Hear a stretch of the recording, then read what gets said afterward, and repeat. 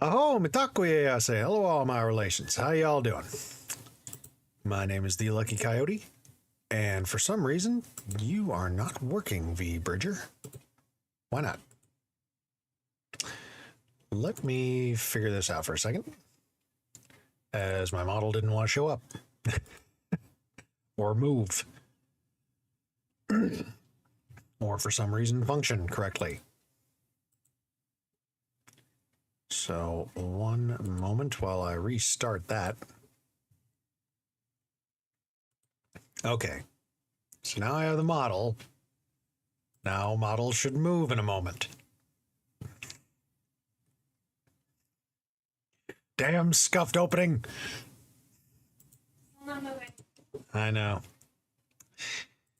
All right. There we go. Much better. And we calibrate it. Great. So today I wasn't feeling very well, so I didn't go to work. Unfortunately. But I ended up working all right. It moved. I know. Oh, also there should be a Tangia thing working now. So if you buy little bitties, you can definitely do little Tangia interactions. Because I'm trying to get more interaction on the channel. So I installed Tangia. I still need to do a lot more with it. I was trying to get a John Wayne voice going on it as a custom TTS, but unfortunately I couldn't figure that out in time. It wasn't sound. The ones they were generating were not sounding like John Wayne. So unfortunately we're gonna have to wait on that. But I did lower the prices of everything on it, so that way people can that way people can utilize them at much cheaper. I kind of wanted to do them as just channel points, but unfortunately I can't enable channel points. Limited to your reserved characters to ensure a fair and shared experience for all streamers. Check out the Tangia Pass, the Tangia Plus subscription, or buy character packs to raise that limit. Okay. So I would need to... Oh, so you can do channel points enabled for a couple of things. I don't know exactly which ones.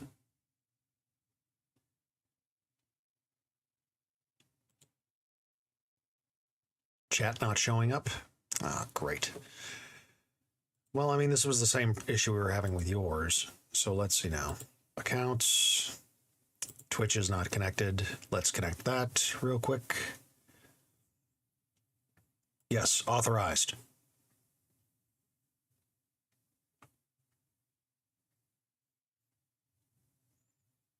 Success. You may close the window. All right, great. Now it should work.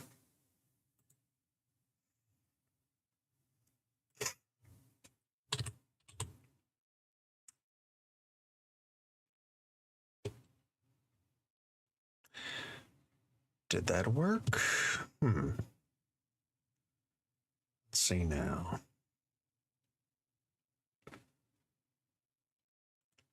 Multi-stream chat. Let's check that out. And we're going to recopy the URL. Copy link.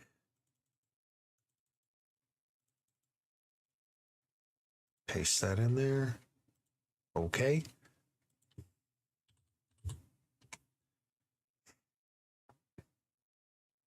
Will that show up now?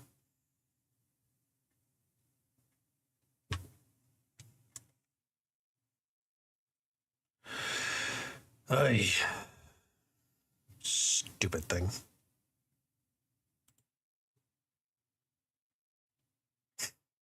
Crickets. Only crickets. Let's see now. Docs. Stream chat. Let's copy that.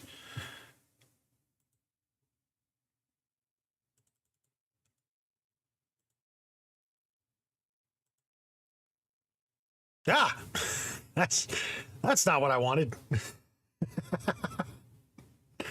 I mean, yeah,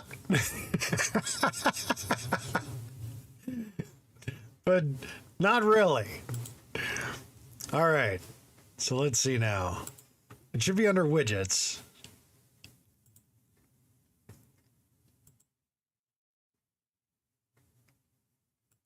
Multi-stream chat. Copy that.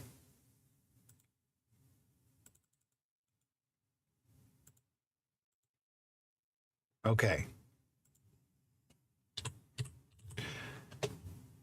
There we are. Now we're rocking and rolling. All right. We are up and going.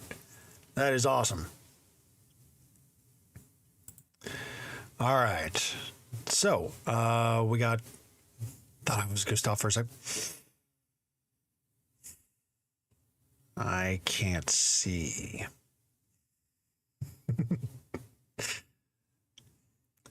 All right. Let's see now. So, we do have channel points redeemed for a couple of things. I'd have to go through the entire freaking thing.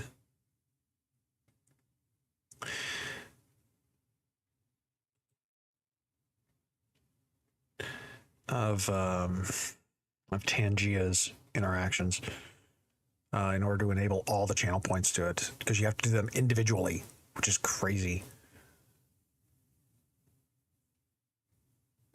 But I think that would be kind of fun.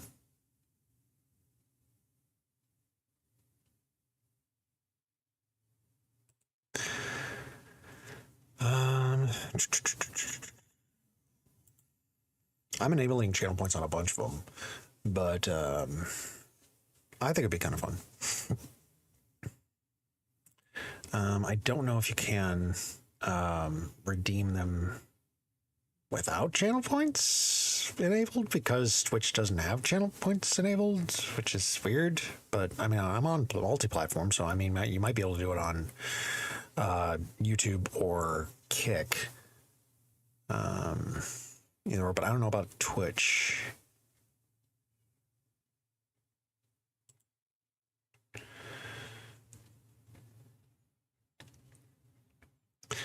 Let's see now.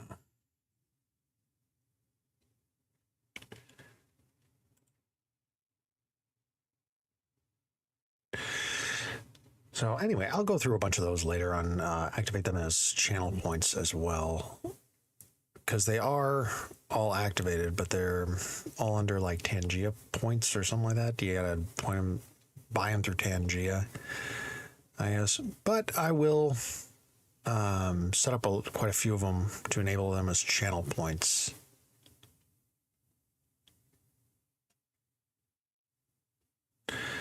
So that should be pretty fun. Once I get, channel points. But I'm going to do that a lot more, because I know, chat having more interaction and things to do without actually having to say anything or type anything into the chat is, a lot more fun for people, and makes the overall streaming experience better.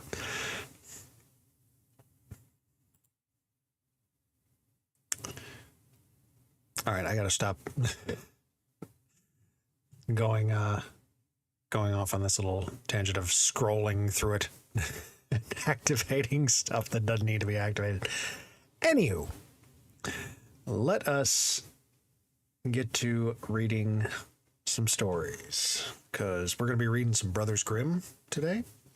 A bunch of stories I haven't read before. And then I might play some Marvel Rivals after that. But that's going to be a lot of fun. So let's get to the storytelling.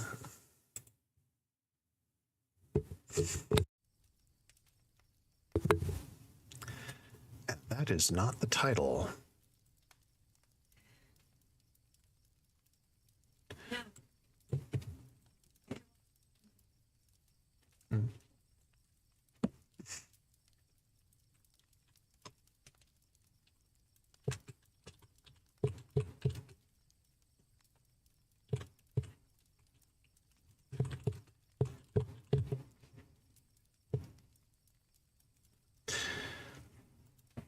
there's the title. So this first story is going to be How Six Traveled Through the World by the Brothers Grimm.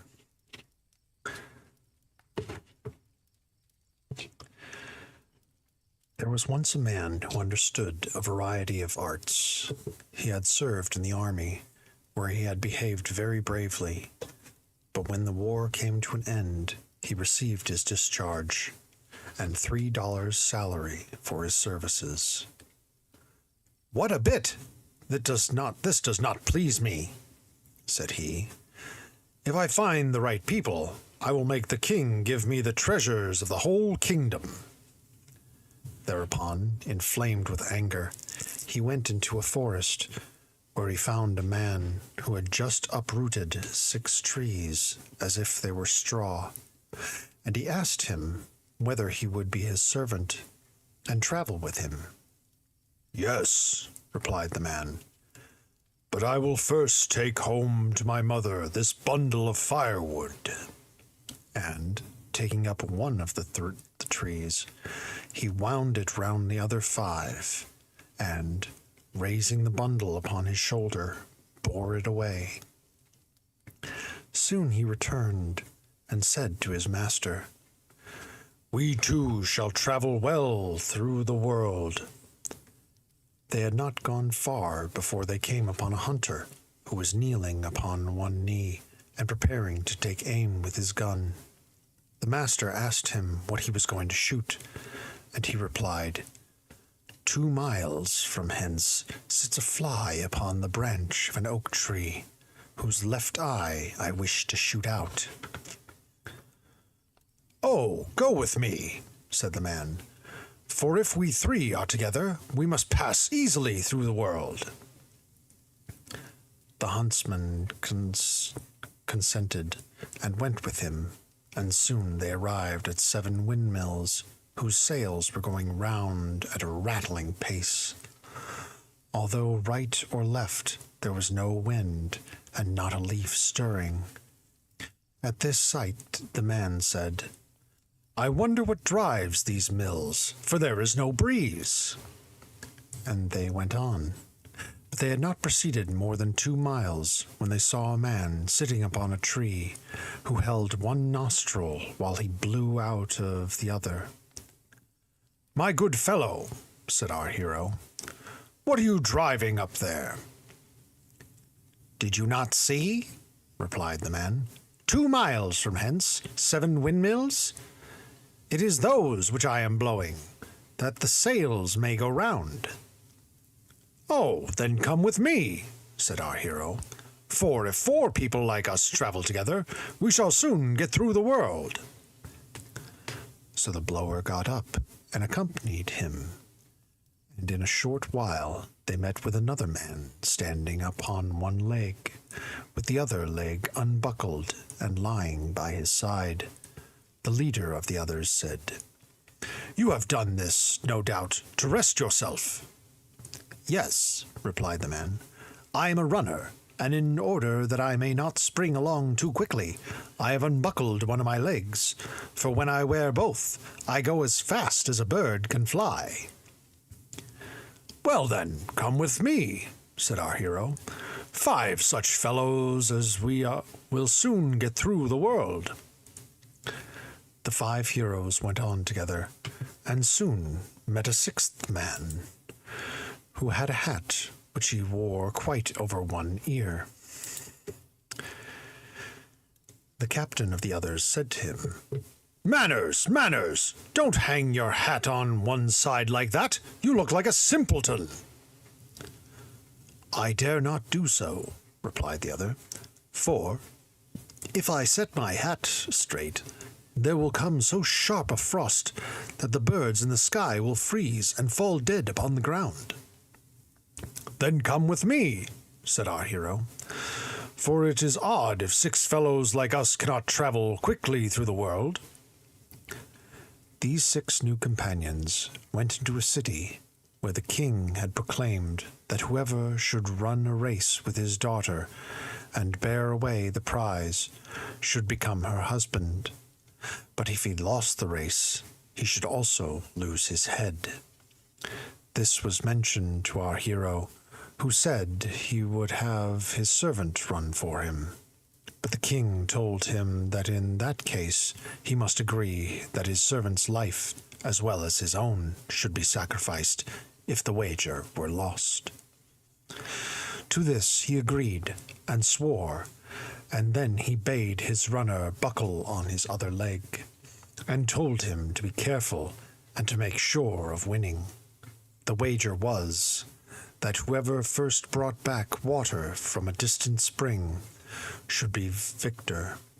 Accordingly, the runner and the princess both received a cup, and they both began to run at the same moment. But the princess had not proceeded many steps before the runner was quite out of sight, and it seemed as if but a puff of wind had passed. In a short time he came to the spring, and, filling his cup, he turned back again, but had not gone very far before, feeling tired, he set his cup down again and laid down to take a nap. He made his pillow of a horse's skull, which lay upon the ground, thinking, from its being hard, that he would soon awake. Meantime, the princess, who was a better runner than many of the men at court, had arrived at the spring and was returning with her cup of water, when she perceived her opponent lying asleep. In a great joy she exclaimed, "My enemy is given into my own hands," and, emptying his cup, she ran on faster still. All would now have been lost if, by good luck, the huntsman had not been standing on the castle, looking on with his sharp eyes. When he saw the princess was gaining the advantage, he loaded his gun and shot so cleverly that he carried away the horse's skull under the runner's head, without doing the man any injury. This awoke him, and, jumping up, he found his cup empty, and the princess far in advance. However, he did not lose courage, but ran back again to the spring, and, filling his cup, returned home 10 minutes earlier than his opponent. "See you," said he. "Now I have used my legs. The former was not worth calling running." The king was disgusted, and his daughter not less, that a common soldier should carry off the prize, and they consulted together how they should get rid of him and his companions. At last the king said, "Do not distress yourself, my dear. I have found a way to prevent their return." Then he called the 6 travelers, and, saying to them, "You must now eat and drink, and be merry," he led them into a room with a floor of iron, doors of iron, and the windows guarded with iron bars. In the room was a table set out with choice delicacies, and the king invited them to enter and refresh themselves. And as soon as they were inside, he locked and bolted all the doors. That done, he summoned the cook and commanded him to keep a fire lighted beneath till the iron was red hot. The cook obeyed, and the 6 companions, sitting at table, soon began to feel warm, and at first thought it arose from eating. But as it kept getting warmer and warmer, they rose to leave the room, and found the doors and windows all fast. Then they perceived that the king had some wicked design in hand, and wished to suffocate them. "But he shall not succeed," cried the man with the hat. "I will summon such a frost as shall put to shame and crush this fire." And, so saying, he put his hat on straight, and immediately such a frost fell that all the heat disappeared, and even the meats upon the dishes began to freeze. When 2 hours had passed, the king thought they would be stifled, and he caused the door to be opened, and went in himself to see after them.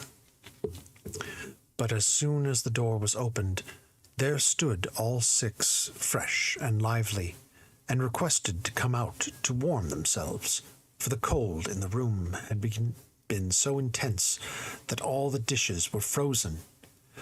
In a great passion the king went down to the cook and scolded him, and asked why he had not obeyed his instructions. The cook, however, pointing to the fire, said, "There is heat enough there. However, I should think." And the king was obliged to own there was, and he saw clearly that he should not be able to get rid of his visitors in that way. The king now began to think afresh how he could free himself, and he caused the master to be summoned, and said, "Will you not take money and give up your right to my daughter? If so, you shall have as much as you wish." "Well, my lord king," replied the man, "just give me as much as my servant can carry, and you are welcome to keep your daughter."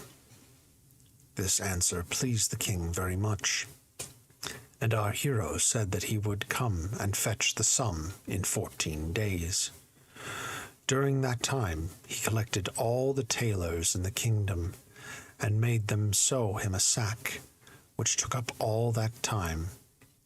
As soon as it was ready, the strong man, who had uprooted the trees, took the sack upon his shoulder and carried it to the king. At the sight of him, the king said, "What a powerful fellow this must be, carrying this great sack upon his shoulders."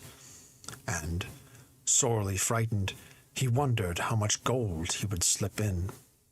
The king, first of all, caused a ton of gold to be brought, which required 16 ordinary men to lift it. But the strong man, taking it up with one hand, shoved it into the sack, saying, "Why do you not bring more at a time? This scarcely covers the bottom of the sack."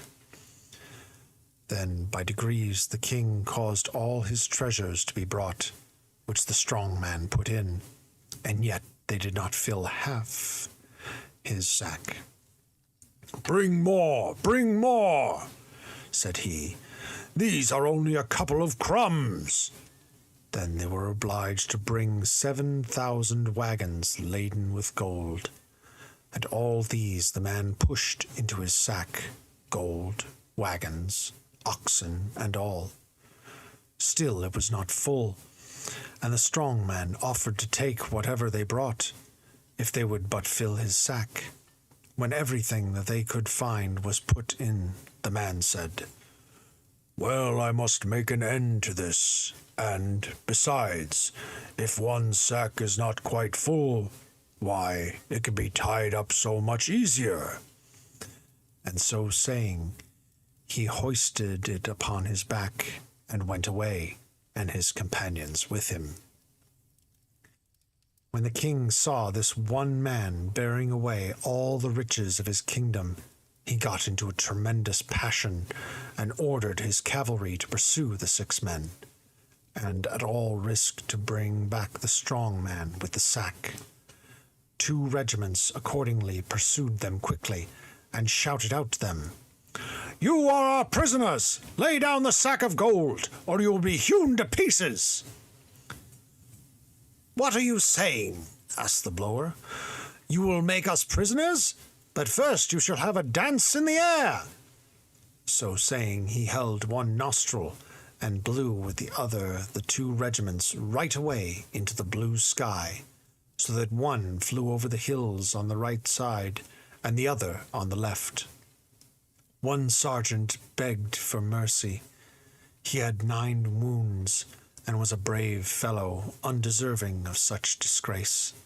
So the blower sent after him a gentle puff, which brought him back without harming him, and then sent him back to the king with a message that, whatever number of knights he might yet send, all would be blown into the air like the first lot. When the king heard this message, he said, "Let the fellows go. They will meet with their deserts." So the 6 companions took home all the wealth of that kingdom, and, sharing it with one another, lived contentedly all the rest of their days. Thus ends how 6 traveled through the world. Holding much? Yeah. Extra large bag of holding.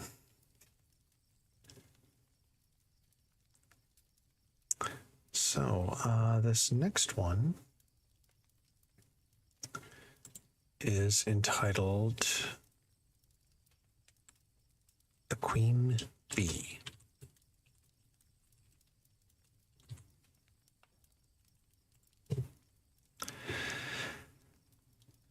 So let us begin. The Queen Bee by the Brothers Grimm. Once upon a time, 2 kings' sons set out to see adventurers and fell into such a wild kind of life that they did not return home. So their youngest brother, Dummling, was forth sent to seek them. But when he found them, they mocked him because of his simplicity. Nevertheless, they journeyed on, all 3 together, till they came to an ant-hill, which the 2 eldest brothers would have overturned, to see how the little ants would run in their terror, carrying away their eggs. But Dummling said, "Let the little creatures be in peace. I will not suffer them to be overturned."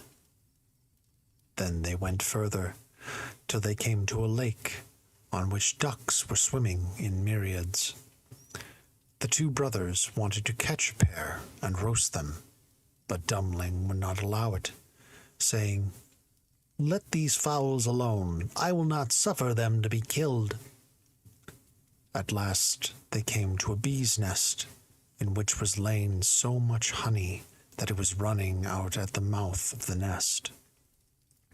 The 2 brothers would have lain down under the tree and caught the bees as they passed, for the sake of their honey. But Dummling again held them back, saying, "Leave these creatures alone. I will not suffer them to be touched." After this, the 3 brothers came to a castle, where in the stable stood several stone horses, but no man was to be seen. And they went through all the rooms till they came to a door quite at the end, on which hung 3 locks. And in the middle of the door was a hole through which one could see into the room. Peeping through this hole, they saw a fierce-looking man sitting at the table. They called to him once, twice, but he heard not. But as they called out the 3rd time, he got up, opened the door, and came out. Not a word did he speak, but led them to a well-supplied table, and, when they had eaten and drunk, he took each of them into a sleeping chamber. The next morning the man came to the eldest, and, beckoning him up, led him to a stone table on which were written 3 sentences. The first was that under the moss in the wood lay the pearls of the king's daughter, 1,000 in number, which must be sought for, and, if at sunset even one was wanting, he who had searched for them would be changed into stone. The eldest brother went off and searched the whole day, but only found 100, so that it happened to him, as the table had said, he was changed into stone. The next day the 2nd brother undertook the adventure, but he fared no better than the other, for he found but 200 pearls, and he, therefore, was turned into stone. Then the turn came to Dummling, who searched the moss, but it was very difficult to find the pearls, and the work went on but slowly. Then he sat himself down on a stone and wept, And while he did so, the Ant King, whose life he had formerly saved, came up with 5,000 companions, and before very long they searched for and found and piled in a heap the whole 1,000 pearls. But the second sentence was to fetch the key of the princess's sleeping chamber out of a lake, which by chance the brothers had passed. When Dummling came to the lake, the ducks, whose lives he had before saved, swam up to him and, diving below the water, quickly brought up the key. The third sentence, however, was the most difficult of all. The 3 daughters,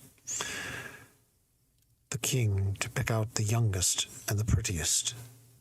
They were all asleep, and appeared all the same, without a single mark of difference, except that before they fell asleep they had eaten different sweetmeats. The eldest a piece of sugar, the second a little syrup, and the youngest a spoonful of honey. Presently in came the queen bee of all her bees, who had been saved by Dummling from the fire, and tried the mouths of all 3. At last she settled on the mouth which had eaten the honey, and thus the king's son soon knew which was the right princess. Then the spell was broken, everyone was delivered from the sleep, and those who had been changed to stone received their human form again. Now Dummling was married to the youngest and prettiest princess, and became king at his father's death. But his 2 brothers were obliged to be content with the other 2 sisters. Thus ends The Queen Bee. You'd think the youngest daughter wouldn't be first in line of succession. So, like, being the youngest, it shouldn't have fallen to the order of succession to the youngest daughter. Unless, I guess, the king decreed it. But, who knows? I am going to grab a soda real quick out of the refrigerator. There we go. But I hope you all enjoyed that story. I also switched this stream from ASMR back to just chatting, because I think that makes a little bit more sense, because I do chat a little bit, and ASMR is really more for auditory. And while, storytelling can go on ASMR, I'd probably prefer it to be a little less, under that guise.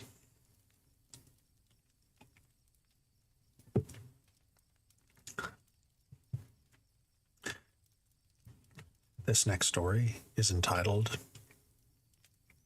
The 3 Feathers.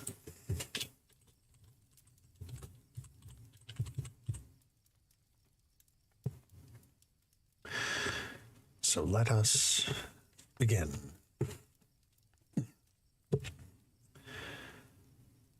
The 3 Feathers by the Brothers Grimm. Once upon a time, there was a king who had 3 sons, 2 of whom were bold and decided, but the third was a simpleton, and having nothing to say for himself, was called Dummling. When the king became old and weak, and thought his end was approaching, he knew not which of his sons to appoint to succeed him. So he said to them, "Go out upon your travels, and whoever brings me back the finest carpet shall be king at my death."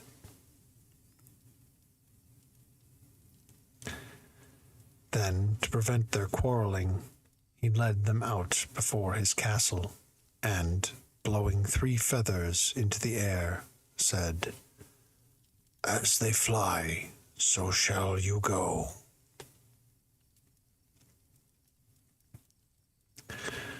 One feather flew towards the east, another towards the west, but the third went in a straight direction and soon fell to the ground. So one brother went right, another left, laughing at poor Dummling, who had to remain where the third feather had fallen.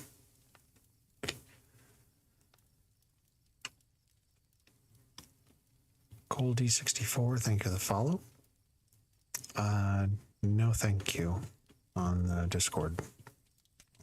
And no self-promotion in my chat.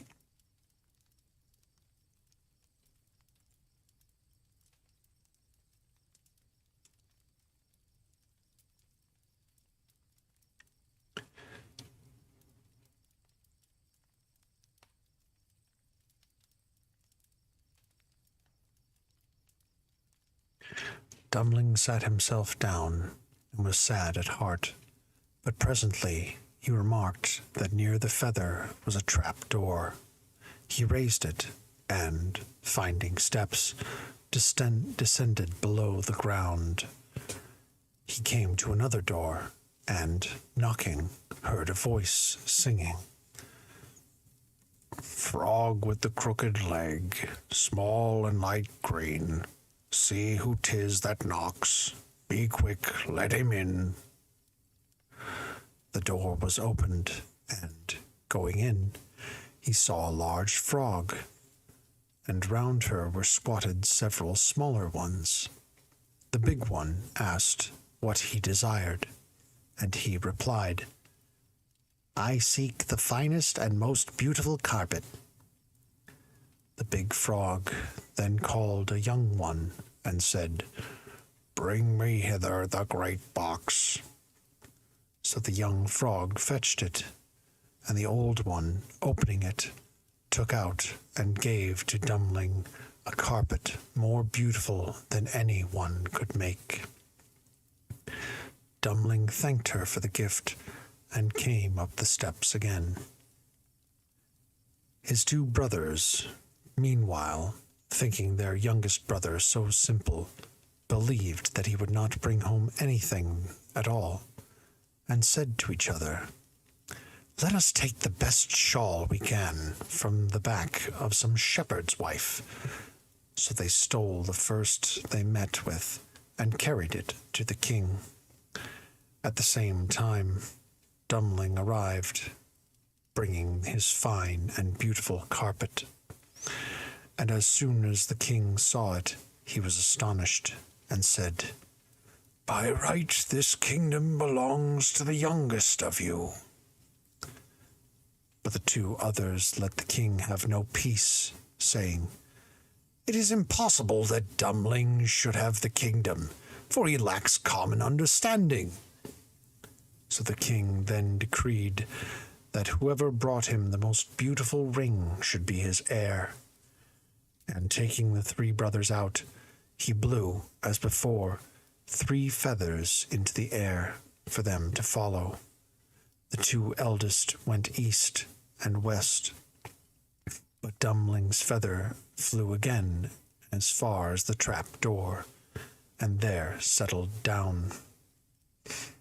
He descended a second time to the fat old frog, and told her he needed the most beautiful ring in the world. The frog ordered her jewel casket to be brought, and gave him out of it a ring which sparkled with diamonds, and was finer than any goldsmith in the world could have made. The 2 eldest brothers gave themselves no further trouble than the beating of a nail, which they carried to the king. But as soon as Dummling displayed his gold ring, the father said, "The kingdom belongs to him." The 2 eldest brothers, however, would not let the king be at peace until he appointed a third condition, which was that whoever brought him the prettiest woman should have the kingdom. A third time he blew the feathers into the air, and as they flew, as before, east and west, and one straight out. Now Dummling went again down to the fat frog and said, "I have to take home the most beautiful bride I can find." "Ah," said the frog, "the most beautiful bride. That is not easy for everyone, but you shall have her." And so saying, she gave him a hollow carrot, to which 6 little mice were harnessed. Dummling asked sadly what he was to do with them, and the frog told him to place in the carriage one of her little handmaids. He took up one frog at random out of the circle and placed her in the carrot. But no sooner was she seated than she became a beautiful maiden, and the carrot and the 6 mice were changed into a fine carriage and horses. Dummling kissed the maiden and drove away from the place to the king's palace. His brothers came afterwards, having given themselves no trouble to find a pretty girl, but taking the first peasants they met. When the king had seen them all, he said, "At my death the kingdom belongs to my youngest son." But the 2 eldest brothers again besieged the ears of the king with their cries, saying, "We cannot allow that Dummling should be king." And they requested that there should be a trial for the superiority, to see whose wife could best jump through a ring which hung in the hall, for they thought to themselves, "These peasant girls would be strong enough, but that tender thing will kill herself in the attempt." At last the king consented. The 2 peasant girls sprang easily through the ring, but they were so plump that they fell down and broke their arms and legs. Then the beautiful bride of Dummling sprang through as lightly and gracefully as a fawn, and all opposition was put an end to. So Dummling, after all, received the crown and ruled a long time, happily and wisely. Thus ends the 3 feathers. What's in the box? This next story is another pretty famous one, entitled The Golden Goose.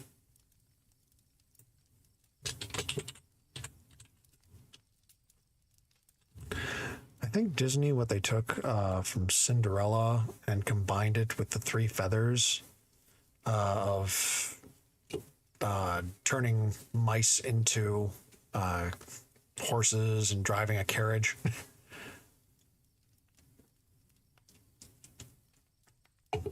And a vegetable as a carriage, as the carriage itself.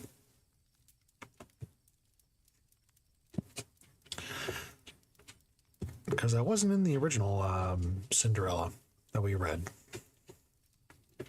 She just got a dress. The Golden Goose by the Brothers Grimm.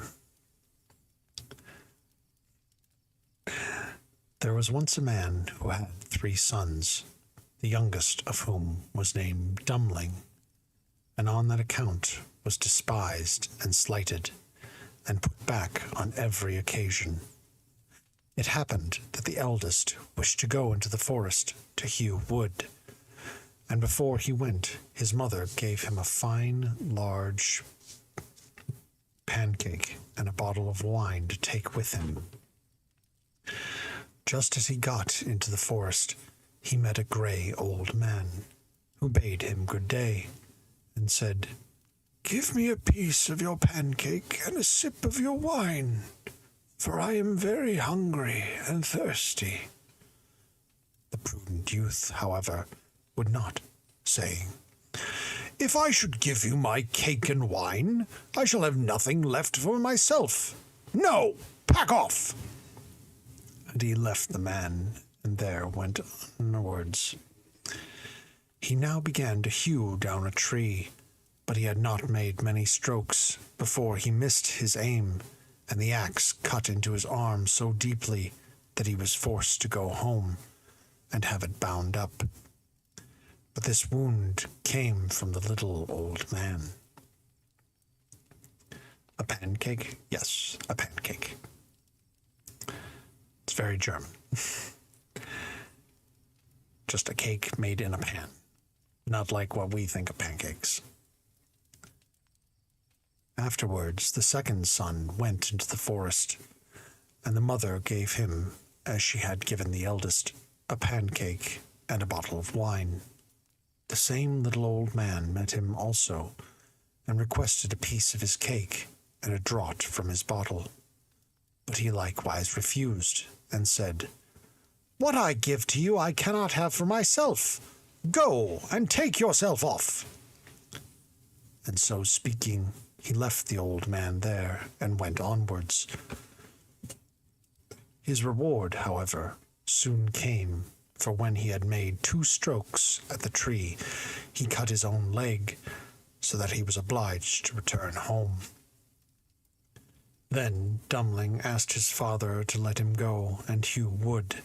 But his father said, "No, your brothers have harmed themselves in so doing, and so will you, for you do not understand anything about it."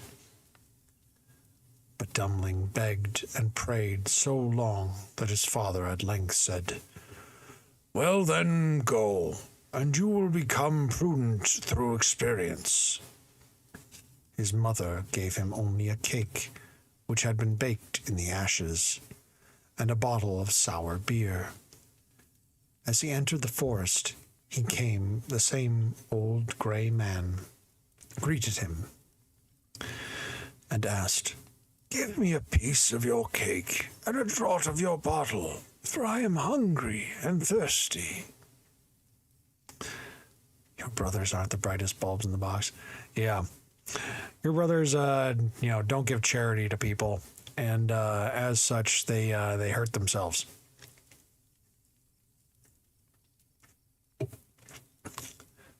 Dummling answered, "I have only a cake baked to the ashes and a bottle of sour beer. But if they will suit you, let us sit down and eat."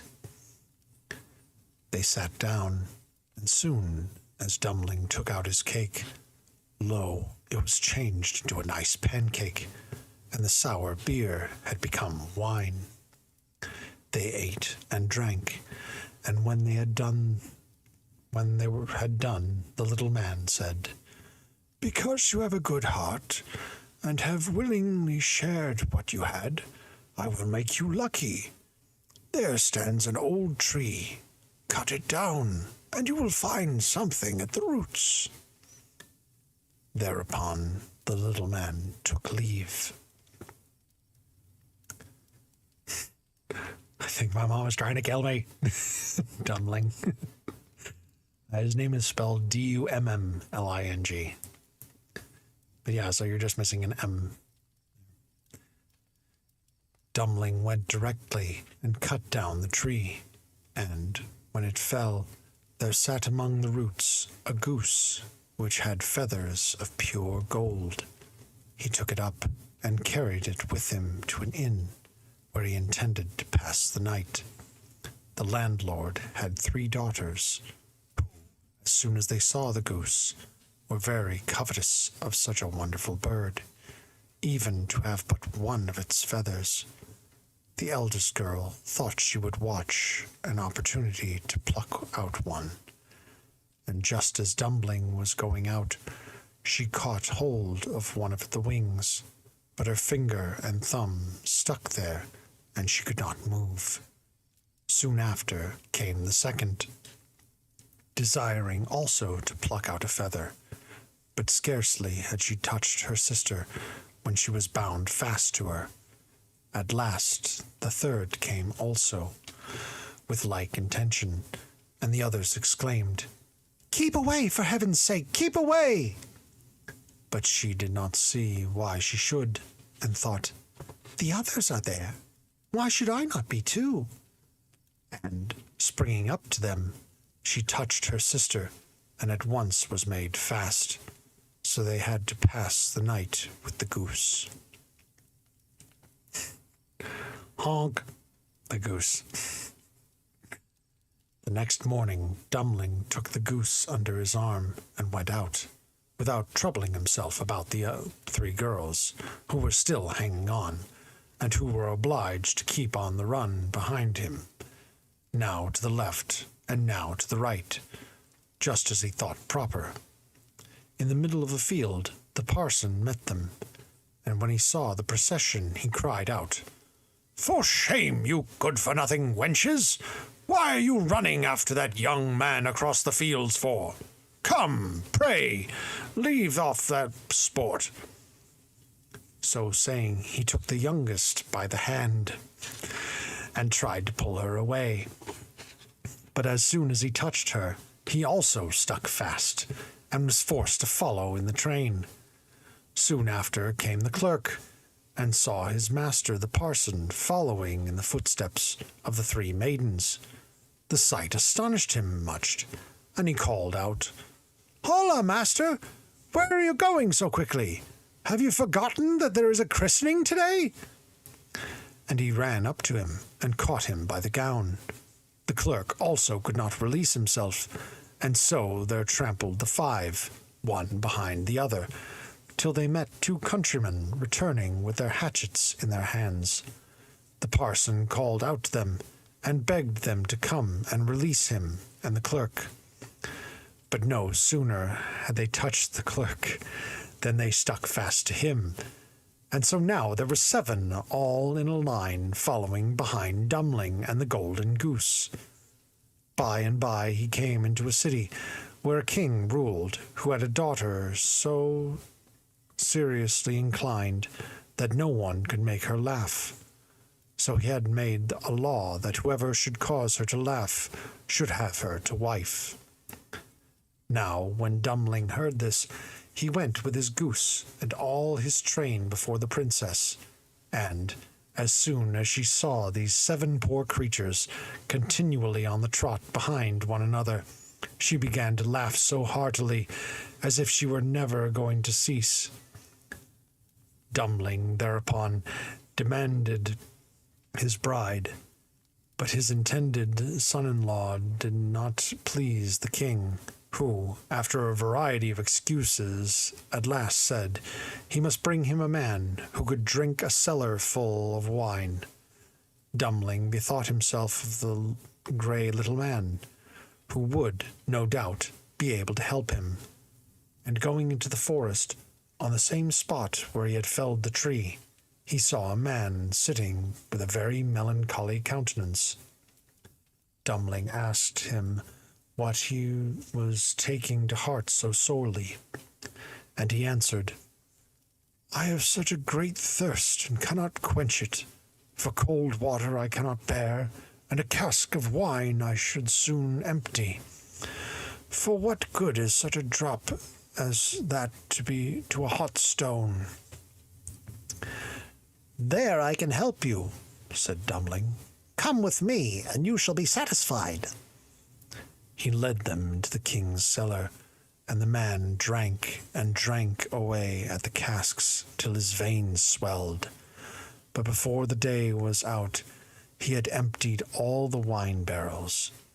Dummling now demanded his bride again, but the king was vexed that such an ugly fellow, whom everyone called Dummling, should take away his daughter, and he made a new condition, that he must first find a man who could eat a whole mountain of bread. Dummling did not consider long, but set off into the forest, where, on the same spot as before, there sat a man, who was strapping his body round with a leather strap, and all the while making a horrible face, and saying, "I have eaten whole ovenfuls of rolls, but what use is that when one has such a hunger as I? My stomach remains empty still, and I must strap myself to prevent my dying of hunger." At these words Dummling was glad, and said, "Get up, and come with me, and you shall eat enough to satisfy you."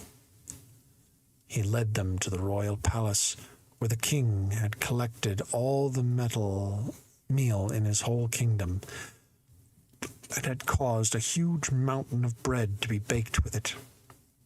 The man out of the wood, standing before it, began to eat, and in the course of the day the whole mountain had vanished. Dummling then, for the third time, demanded his bride, but the king began again to make fresh excuses, and desired a ship which could travel both on land and water. "As soon as you return blessed with that," said the king, "you shall have my daughter for your bride." Dummling went, as before, straight into the forest, and there he found the little old grey man, to whom he had given his cake. When Dummling said what he wanted, the old man gave him the vessel which could travel both on land and water, with these words: "Since I have eaten and drunk with you, and I give you the ship, and all this I do because you were good-natured." As soon now as the king saw the ship, he could no longer keep back his daughter, and the wedding was celebrated, and, after the king's death, Dummling inherited the kingdom and lived for a long time contentedly with his bride. Thus ends The Golden Goose. I thought that was the goose that laid the golden egg. Sorry about that. That one's not as famous. A moron and his goose, and 3 girls, and a parson, and the clerk, and 2 hatchet men. I don't know what they were called. Let's see now, what were they called again?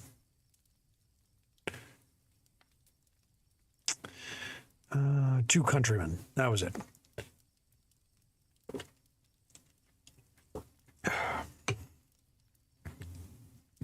However, they're still stuck to the goose.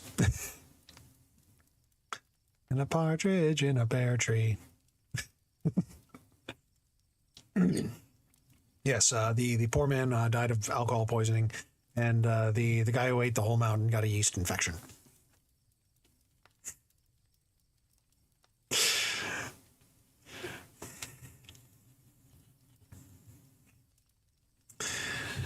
This next story is in Deutsch, in German.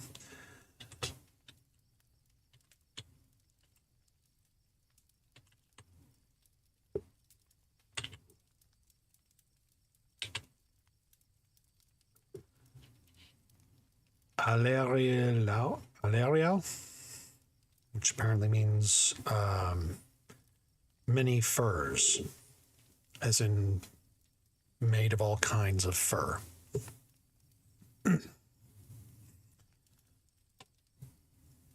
Gesundheit. Danke.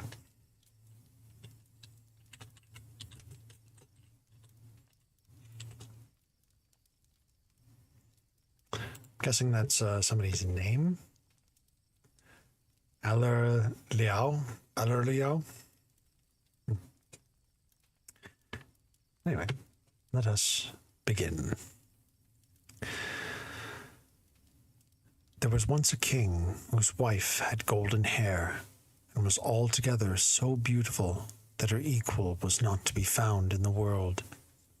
It happened that she fell ill, and when she felt she must soon die, she called to the king and said, "If you marry again after my death, take no one who is not as beautiful as I have been, nor who has not golden hair like mine, and this you must promise me."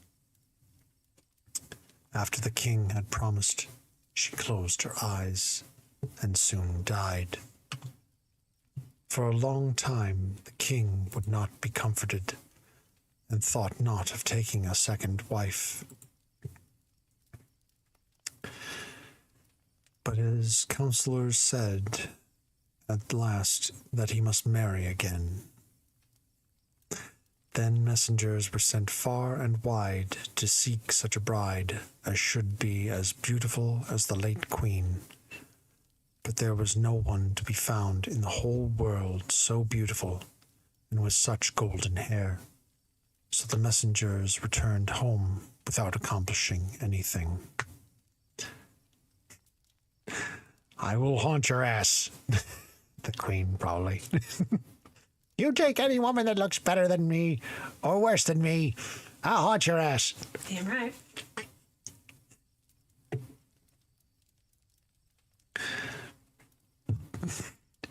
This was when a woman invented dye.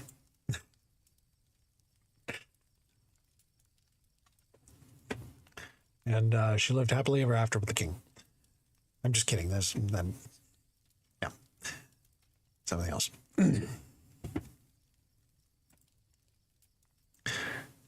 Anyway, to continue. Now the king had a daughter who was just as beautiful as her dead mother, and had also the same golden hair. And as she grew up, the king saw how like she was to his lost wife. I don't like where this is going. He fell passionately in love with her and told his counselors, I am going to marry my daughter, for she is the living image of my dead wife, and I'll never find another like her. The counselors were horrified. A father cannot marry his daughter, they said. It is forbidden by God. No good can come of such a sin, and the whole kingdom will be dragged down to ruin with you. The daughter was even more terrified when she heard of her father's decision, but hoped yet to return him from his intention. So she said to him, Before I fulfill your wish, I must first have 3 dresses, one as golden as the sun, another as silver as the moon, and a third as shining as the stars. Further, I desire a cloak composed of thousands of skins and hides, and to which every beast in your kingdom must contribute a portion of his skin. The princess thought this would be impossible to do, and so she could reclaim her father from his intention.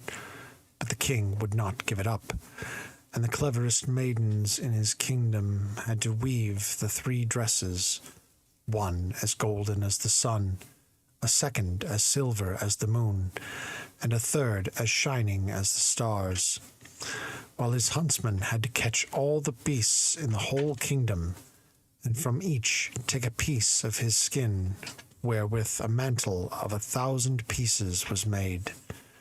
At length, when all was ready, the king let the mantle be fetched, and, spreading it before him, said, Tomorrow shall the wedding be.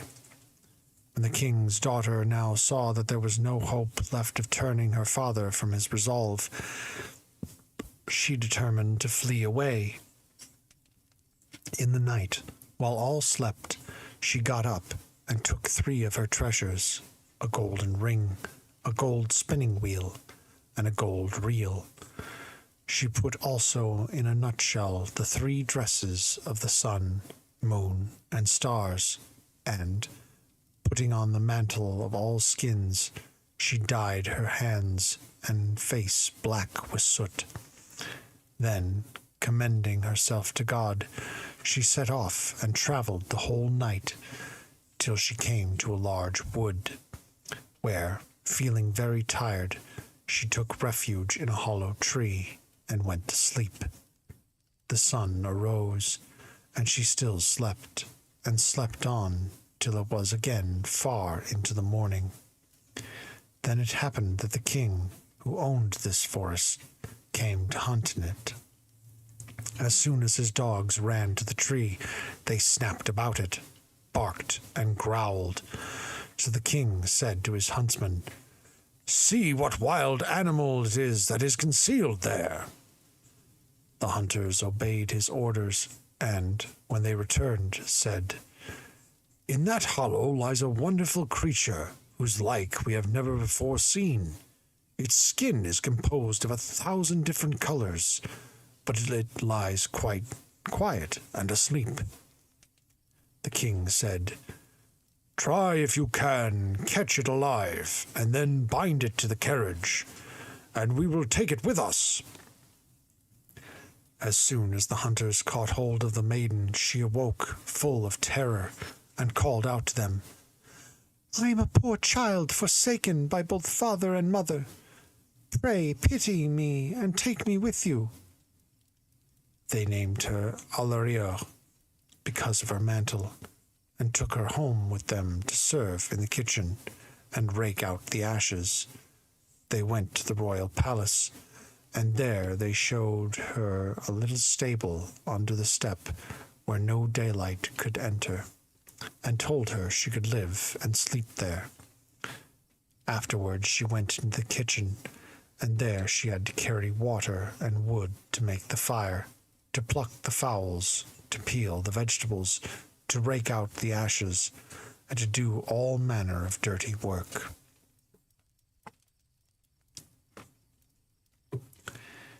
Here, for a length of time, Alariela lived wretchedly, but it happened once that a feast was held in the palace, and she asked the cook, "May I go and look on for a little while? I will place myself just outside the door." The cook said, "Yes, but in half an hour's time you must return and rake out the ashes." Alaria took an old oil lamp and, going to her stable, put off the gown of skins and washed the soot out from her face and hands so that the real beauty was displayed. Then she opened her nut and took out the dress which shone as the sun, and as soon as she was ready, she went up to the ballroom, where everyone made way for her, supposing that she was certainly some princess. The king himself soon came up to her, and, taking her hand, danced with her, thinking the while in his heart that he had never seen anyone like her. As soon as the dance was finished, she curtsied, and before the king could look round, she had disappeared, and nobody knew whither. The watchmen also at the gates were called and questioned, but they had not seen her. She had run back to her stable, and, having quickly taken off her dress, had again blackened her face and hands, and put on the dress of all skins, and became Alaria once more. As soon as she went into the kitchen to do her work in sweeping up the ashes, the cook said, "Let that be for once till the morning, and cook the king's supper for me instead, while I go upstairs to have a peep. But mind you do not let one of your hairs fall in, or you will get nothing to eat for the future." So, in saying, he went away, and Alaria cooked the king's supper, making some soup as good as she could possibly, and when it was ready, she went into the stable and fetched her gold ring, and laid it in the dish. When the dance was at an end, the king ordered his supper to be brought, which, when he had tasted, he thought he had never eaten anything so nice before. Just as he nearly finished it, he saw a gold ring at the bottom, and, not being able to imagine how it came there, he commanded the cook to be brought before him. The cook was terrified when he heard this order, and said to Alaria, "Are you certain you did not let a hair fall into the soup? For if that is so, you will catch a beating." Then he came before the king, who asked who had cooked the supper, and he answered, "I did." But the king said, "That is not true, for it is of a much better kind, and much better cooked than usual." Then the cook said, "I must confess that not I, but Alaria cooked it." So the king commanded that she should be brought up. When Alaria came, the king asked, "Who are you?" I am a poor child without father or mother, replied she. Why then did you come to my palace? Then inquired the king. I am no good for nothing else but to have the boots thrown at my head, said she. The king asked again, Where did you get this ring, then, which was in the soup? Alaria said, I know nothing of it. And, as she would say no more, she was at last sent away. After a time there was another ball, and Alaria asked the cook's permission to go again and look on, and he consented, and told her, Return here in half an hour to cook the king again the same soup which he liked so much before. Alaria ran to the stable, and, washing herself quickly, took out of the shell the dress which was silver as the moon, and put it on. Then she went up to the ballroom and appeared like a princess.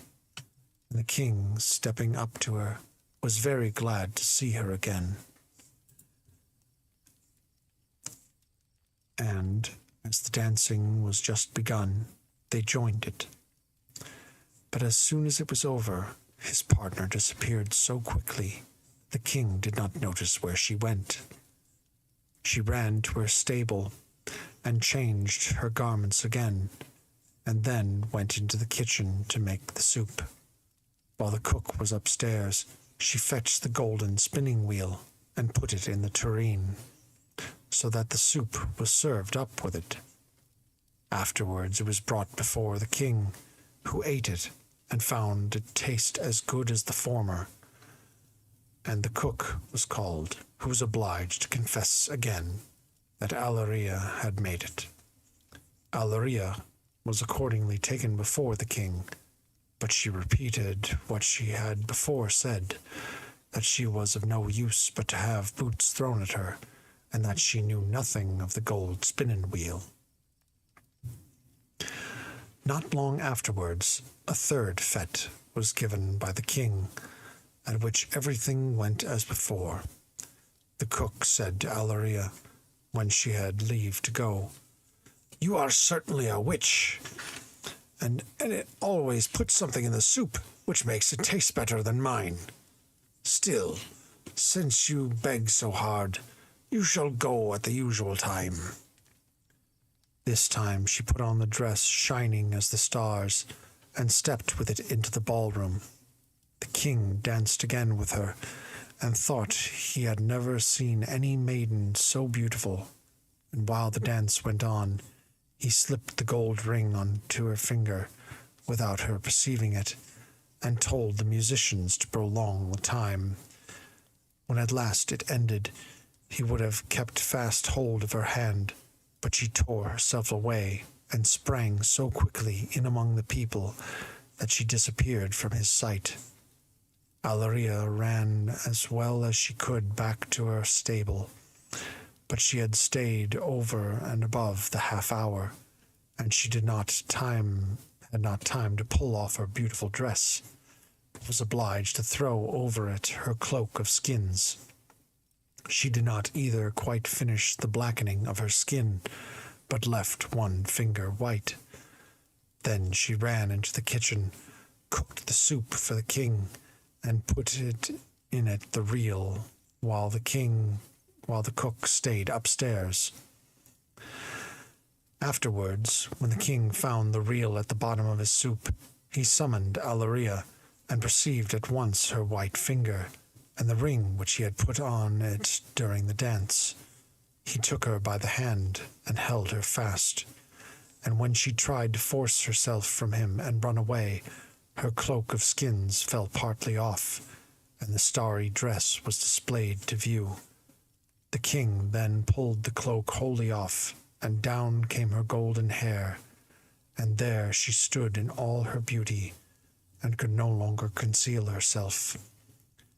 As soon then as the soot and ashes were washed off her face, she stood up and appeared more beautiful than anyone could conceive possible on earth.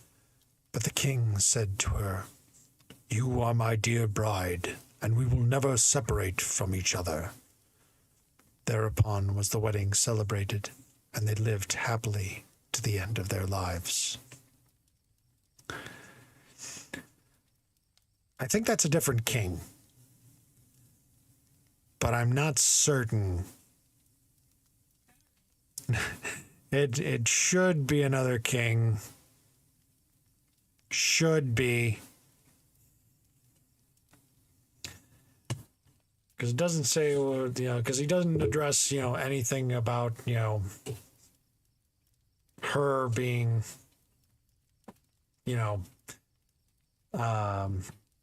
previously in attendance as the princess before running away. I'm very carefully tiptoeing around some of this stuff.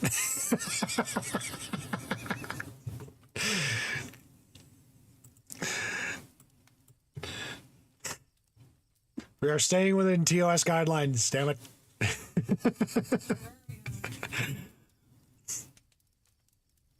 This next story is entitled The Three Luck Children, as we quickly move past that other story.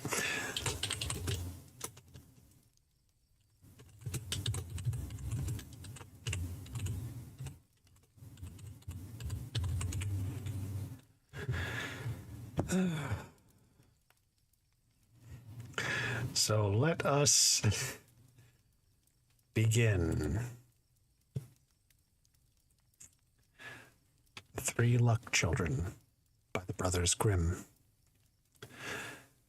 There was once upon a time a father who called his 3 sons to him, and gave the first a cock, the second a scythe, and the third a cat, and then addressed them thus: I am very old, and my end draweth nigh, but I wish to show my care for you before I die. Money I have not, and what I now give you appears of little worth, but do not think that, for if each of you use his gift carefully, and seek some country where there is where such a thing is not known, your fortunes will be made. Soon after, the father died, and the eldest son set out on his travels with his cock. But wherever he came, such a creature was already well known. Chicken! It's a chicken! In the towns he saw it from afar, sitting upon the church steeples and turning itself round with the wind. And in the villages he heard more than one crow, and nobody troubled himself about another, so that it did not seem as if he would ever make his fortune by it. At last, however, it fell out that he had arrived on an island where the people knew nothing about cocks, nor even how to divide their time. They knew certainly when it was evening and morning, but at night, if they did not sleep through it, they could not comprehend the time. See, said he to them, what a proud creature it is! What a fine red crown it wears on its head! And it has spurs like a knight. Thrice during the night it will crow at certain hours, and the third time it calls, you may know the sun will soon rise. But if it crows by day, you may prepare then for a change of weather.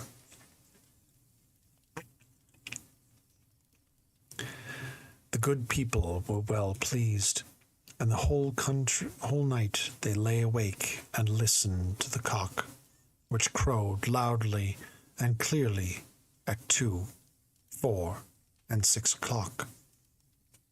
The next day they asked if the creature were not for sale, and how much he asked. And he replied, as much gold as an ass can bear. A ridiculously small sum, said they, for such a marvelous creature, and gave him readily what he asked. When he returned home with his money, His brothers were astonished, and the second said he would also go out and see what luck his scythe would bring him. But at first it did not seem likely that fortune would favor him, for all the countrymen he met carried equally good scythes upon their shoulders. At last, however, he also came to an island whose people were ignorant of the use of scythes. For when a field of corn was ripe, they planted great cannons and shot it down. In this way, it was no uncommon thing that many of them shot quite over it. Others hit the ears instead of the stalks, and shot them quite away, so that a great quantity was always ruined. And the most doleful lamentations ensued. But our hero, when he arrived, mowed way so silently and quickly that the people held their breath and noses with wonder, and willingly gave him what he desired, which was a horse laden with as much gold as it could carry. On his return, the third brother set out with his cat to try his luck, and it happened to him exactly as it had done to the others. So long as he kept on the old roads, he met with no place which did not already boast its cat. Indeed, so many were there that the newborn kittens were usually drowned. That's disturbing.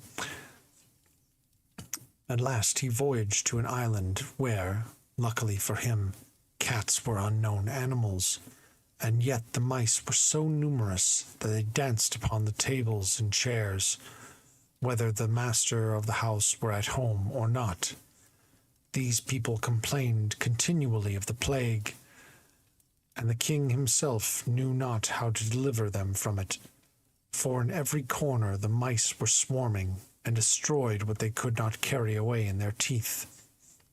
The cat, however, on its arrival, commenced a grand hunt, and so soon cleared a couple of rooms of the troublesome visitors that the people begged the king to buy it for the use of his kingdom. The king gave willingly the price that was asked for the wonderful animal, and the third brother returned home with a still larger treasure in the shape of a mule laden with gold. Meanwhile, the cat was having a capital sport in the royal palace with the mice, and bit so many that the dead were not to be numbered. At last she became very thirsty with the hot work, and stopped, and, raising its head, cried, "Meow, meow!" At the unusual sound, the king, together with all his courtiers, was much frightened, and in terror they ran out of the castle. There the king held a council what were best to do, and at length it was resolved to send a herald to the cat to demand that it should quit the castle, or force would be used to make it. "For," said the councillors, "we would rather be plagued by the mice, to which we are accustomed, than surrender ourselves a prey to this beast." A page was accordingly sent to the cat to ask whether it would quit the castle in peace, but the cat, whose thirst had all the while been increasing, replied nothing but "Meow, meow." The page understood it to say, "No, no," and brought the king word accordingly. The councillors agreed that it should feel their power, and cannons were brought out and fired, so that the castle was presently in flames. When the fire reached the room where the cat was, it sprang out of the window, but the besiegers ceased not until the whole was levelled with the ground. Thus ends The Three Luck Children. An odd way to stop it. I cannot understand this wild creature. Destroy everything!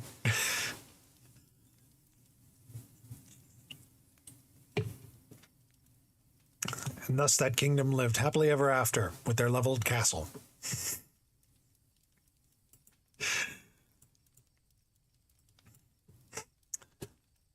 This next story is entitled The Wolf and the Fox.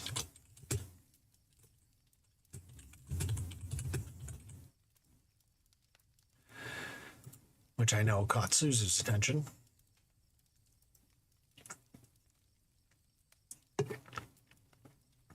So let us begin. The Wolf and the Fox by the brothers Grimm. A wolf, once upon a time, caught a fox. It happened one day that they were both going through the forest, and the wolf said to his companion, "Get me some food, or I will eat you up." The fox replied, "I know a farmyard where there are a couple of young lambs which, if you wish, we will fetch." This proposal pleased the wolf, so they went, and the fox, stealing first one of the lambs, brought it to the wolf, and then ran away. The wolf devoured it quickly, but was not contented, and went to fetch the other lamb by himself. But he did it so awkwardly that he aroused the attention of the mother, who began to cry and bleat loudly, so that the peasants ran up. There they found the wolf, and beat him so unmercifully that he ran, howling and limping, to the fox, and said, "You have led me to a nice place, for, when I went to fetch the other lamb, the peasants came and beat me terribly." "Why are you such a glutton?" asked the fox. The next day they went again into the fields, and the covetous wolf said to the fox, "Get me something to eat now, or I will devour you." The fox said that he knew a country house where the cook was going that evening to make some pancakes, and thither they went. When they arrived, the fox sneaked and crept round the house, until at last he discovered where the dish was standing, out of which he drew 6 pancakes, and took them to the wolf, saying, "There is something for you to eat," and then ran away. The wolf dispatched these in a minute or two, and, wishing to take some more, he went and seized the dish, but took it away so hurriedly that it broke in pieces. The noise of its fall brought out the woman, who, as soon as she saw the wolf, called her people, who, hastening up, beat him with such a good will that he ran home to the fox, howling with 2 lame legs. "What a dirty place you have drawn me into now," cried he. "The peasants have caught me and dressed my skin finely." "Why then are you such a glutton?" said the fox. When they went out again the 3rd day, the wolf limping along with weariness, he said to the fox, "Get me something to eat now, or I will devour you." The fox said he knew a man who had just killed a pig, and salted the meat down in a cask in his cellar, and that they could get at it. The wolf replied that he would go with him on condition that he helped him if he could not escape. "Oh, of course I will, on mine own account," said the fox, and showed him the tricks and ways by which he could get into the cellar. When they went in, there was meat in abundance, and the wolf was enraptured at the sight. The fox, too, had a taste, but kept looking round while eating, and ran frequently to the hole by which they had entered, to see if his body would slip through it easily. Presently the wolf asked, "Why are you running about so, you fox, and jumping in and out?" "I want to see if anyone is coming," replied the fox cunningly. "But mind you do not eat too much."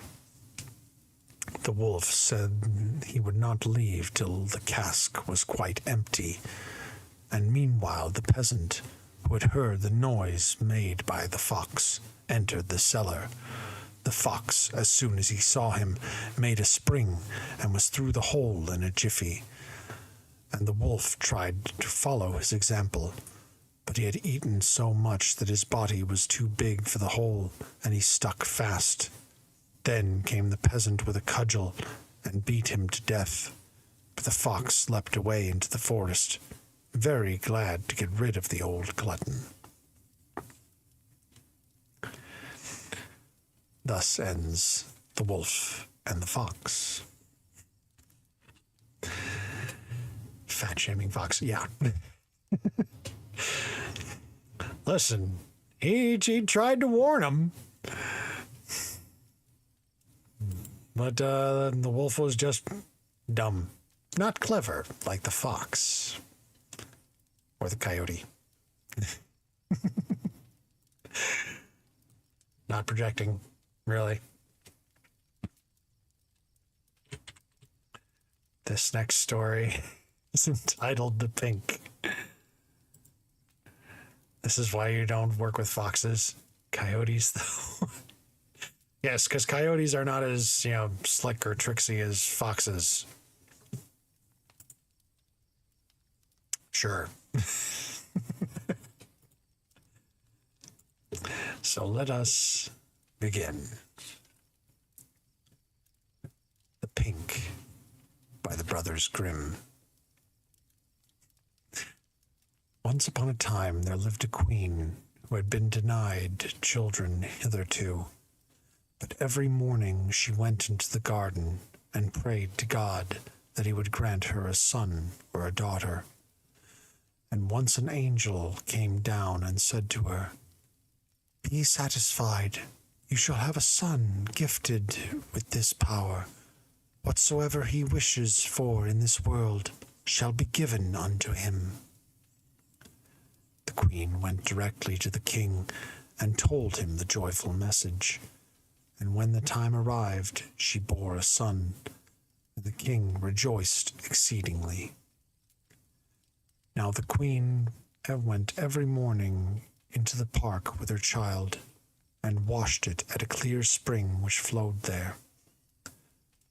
One day she fell asleep with the child in her lap, and the old cook, who knew that the child possessed wishing powers, took it from her, and, killing a fowl, sprinkled the blood upon the queen's apron and clothes. Then he carried the child away to a secret place, where a nurse took charge of it, and then ran to the king, and stated that the queen had allowed her son to be torn from her by the wild beasts. The king, when he saw the blood upon her apron, believed the tale, and fell in such a rage that he caused a high tower to be built, into which neither sun nor moon shone, and therein he shut up his wife, to stay there for 7 years without meat or drink, and so perish. But 2 white doves flew daily twice to her with food during the whole 7 years. Drink, however, they never brought, so she, didn't get enough to drink. So it became very dehydrated. But the cook thought to himself, "Since this child has the gift of wishing, it may bring me into misfortune if I stop here." And so he left the castle and went to the child, who had already grown so much that he could speak. He told the child to wish for a noble house with a garden and all appurtenances,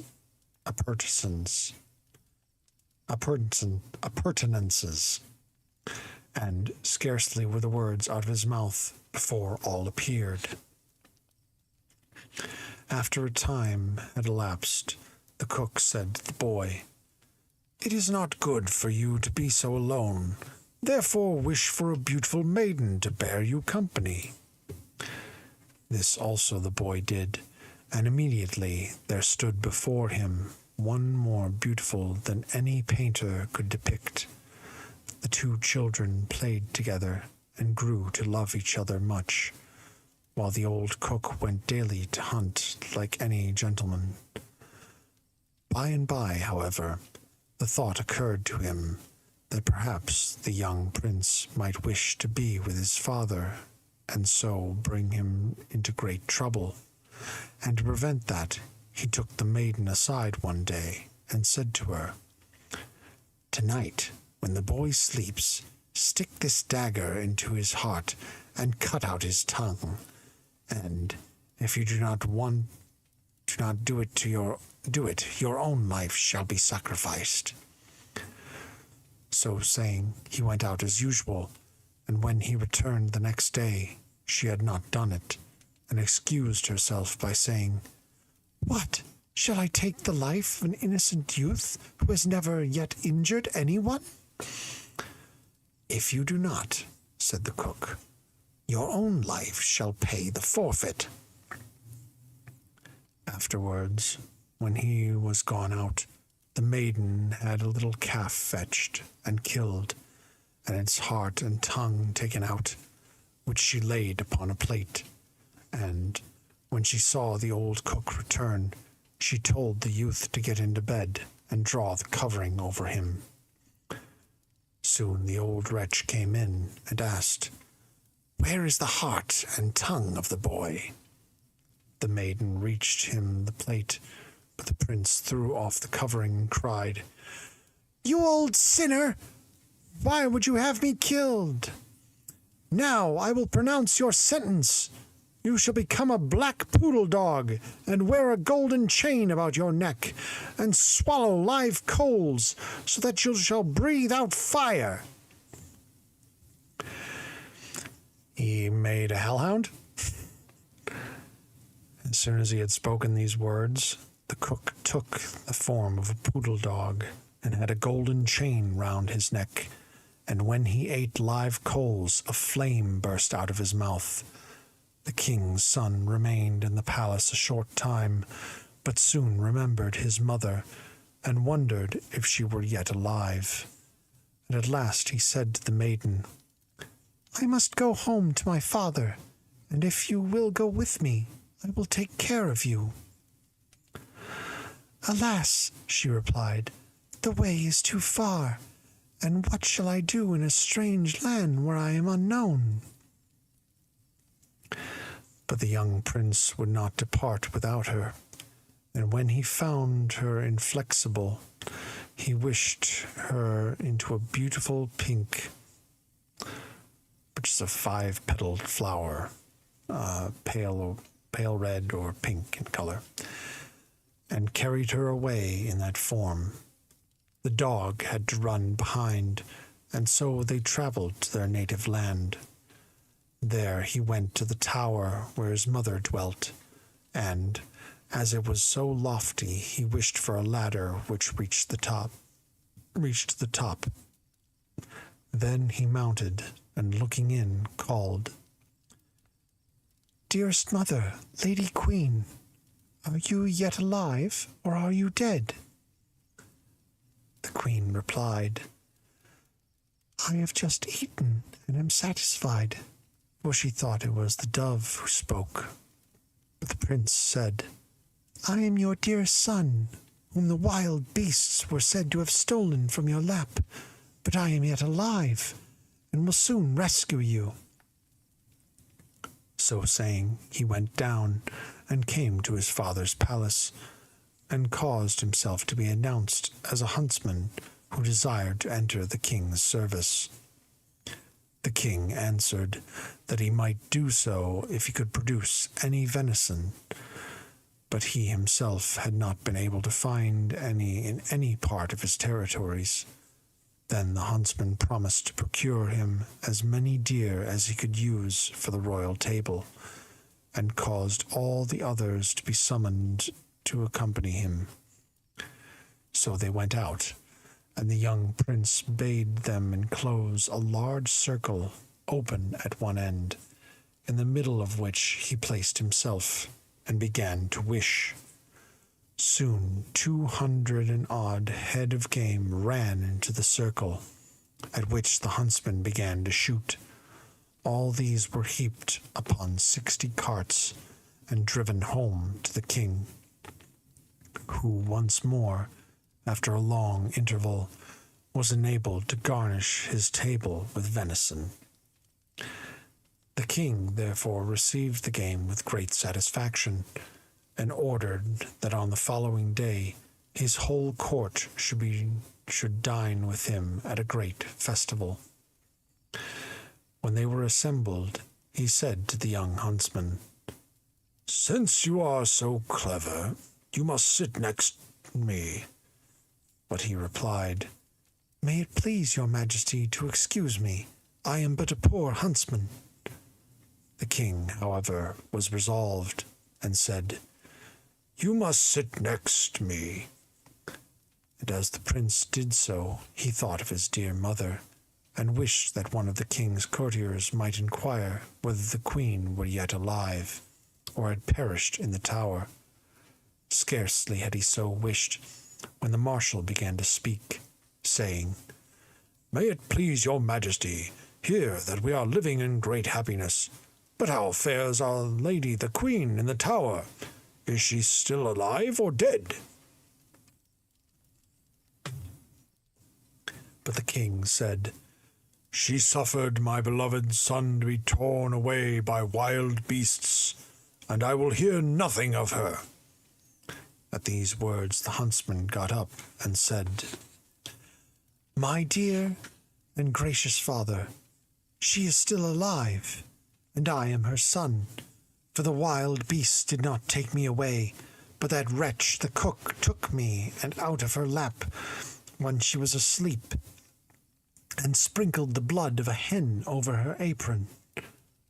Thereupon he took up the dog with the golden necklace, and said, "This is the wretch!" And he ordered live coals to be brought, which he was forced to eat in the presence of all, so that the flames burst out of his mouth. Then he changed him back into his right form again, and there stood the cook with his white apron on, and his knife by his side. As soon as the king recognized him, he became terribly angry, and ordered him to be thrown into the deepest dungeon of the castle. Then the young prince asked his father whether he could see the maiden who had treated him so tenderly, and had saved his life at the peril of his own. And the king replied, "Yes, most willingly. I will show you her first in the form of a flower," said the prince. And searching in his bosom, he took out the pink and placed it upon the royal table, and all confessed they had never seen so beautiful a flower. "Now I will show you the real maiden," said the prince, and, wishing again, she stood before all, and appeared more beautiful than any artist could have painted. After this, the king sent 2 men of the household and 2 attendants up into the tower to fetch the queen and bring her to the royal table. But as soon as she was led in, she ceased to eat and murmured, "The all-gracious and all-merciful God, who preserved me in the tower, will soon release me." For 3 days after this she lingered, and then she died happily, and, when she was buried, 2 white doves followed her, which were those which had brought her food in the tower, and after her burial they hovered above her grave in the form of 2 angels from heaven. But the old king grieved at heart for her for some time, and at length died, and the young king then married the beautiful maiden whom he had cherished in his bosom as a flower. But whether they yet live is not known to me. Thus ends the story of the pink.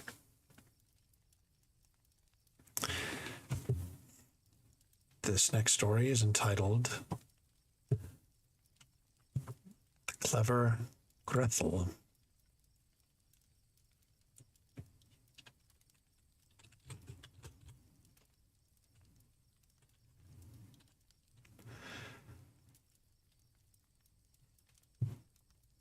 Possibly from Hansel and Gretel. But I don't know. So let us begin. The Clever Gretel by the Brothers Grimm. Once upon a time there was a cook who wore shoes with red knots, and when she went out with them she used to figure her feet about here and there, and then say to herself quite complacently, "Ah, you are such a pretty girl." And when she came home, she drank a glass of wine for joy, and as the wine made her wish to eat, she used to look out the best she had and excuse herself by saying, "The cook ought to know how her cooking tastes." One day it happened that the master said to her, "Gretel, this evening a guest is coming, so cook me 2 fowls." "I will do it directly, master," replied Gretel. She soon killed the fowls, plucked, dressed, and spitted them, and, as evening came on, she put them down to the fire to roast. They soon began to brown and warm, though, but still the guest was not come, and Gretel said to the master, "If your guest does not come soon, I shall have to take the fowls from the fire, but it will be a great shame not to eat them soon, when they are just in the gravy." The master agreed, therefore, to run out himself and bring home his guest, and, as soon as he had turned his back, Gretel laid aside the spit with its 2 fowls, and thought to herself, "Ah, I have stood so long before the fire, I am quite hot and thirsty. Who knows when he will come? Meanwhile I will run down into the cellar and have a draught." Gretel ran down the stairs and filled a jug, and, saying, "God bless you, Gretel," took a good pull at the beer. And when that was done, she had another draught. Then she went up again, and placed the fowls before the fire, and turned the spit round quite merrily, first spreading some butter over their skins. However, the roasting fowls smelt so well that Gretel thought she had better try how they tasted. So she dipped her finger into the gravy and said, "Ah, how good these fowls are! It is a sin and shame that they should not be eaten at once."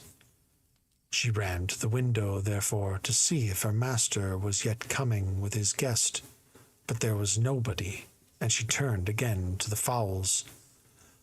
"Ah, 1 wing is burnt," said she. "I had better eat that." And, cutting it off, she ate it. But then she thought, "Master will see that something is wanting. I had better take the other." When she had finished the 2 wings, she went again to see whether her master was coming, but without success. "Who knows," said she, "whether they will come or not, and perhaps they are stopping where they are. Come, Gretel, be of good courage. The one is begun.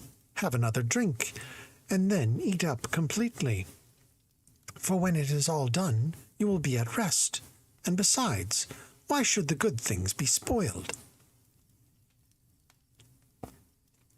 So thinking, Gretel ran once more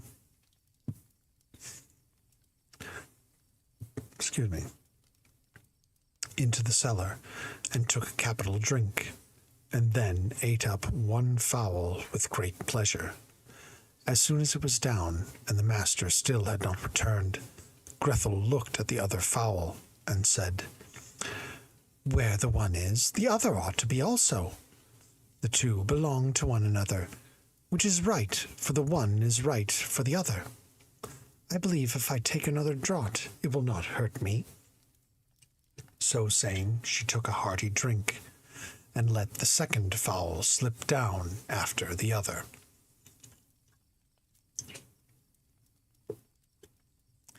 Just as she was in the best of the eating, the master came running up and called, "Make haste, Grethel! The guest is coming directly!"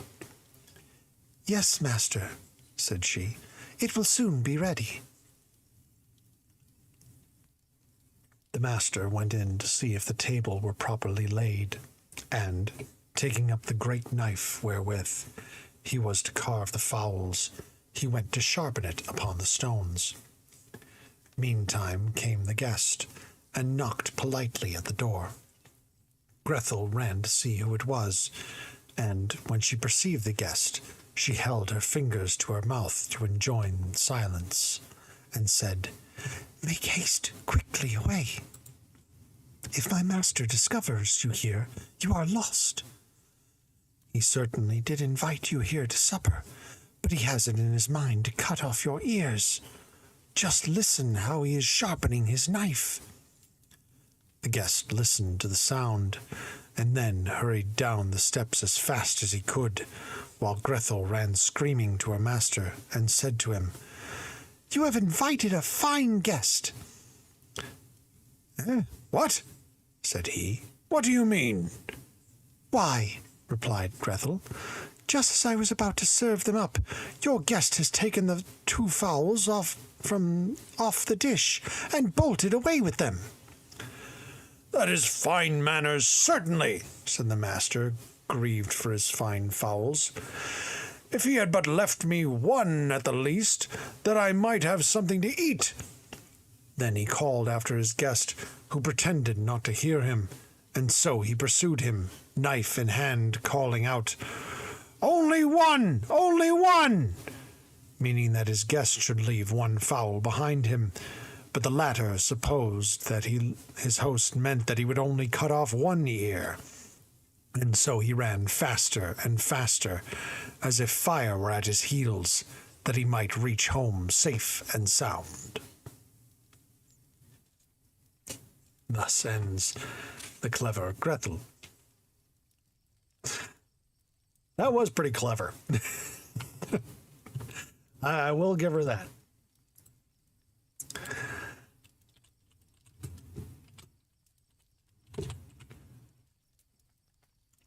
This next story is entitled The Gold Children. See, I thought the clever Grethel was going to be another one of those where it's like, oh yeah, she's extremely smart, and actually she's really, really, really dumb. And just ends up destroying things. Which, I mean, she kind of did. But, she was able to worm her way out of it.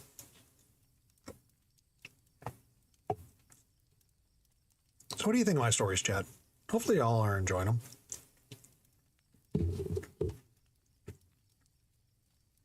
I'm definitely enjoying reading them.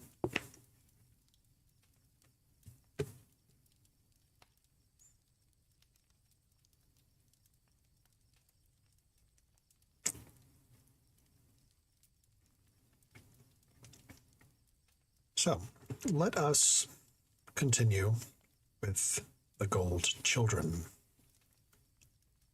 by the brothers Grimm.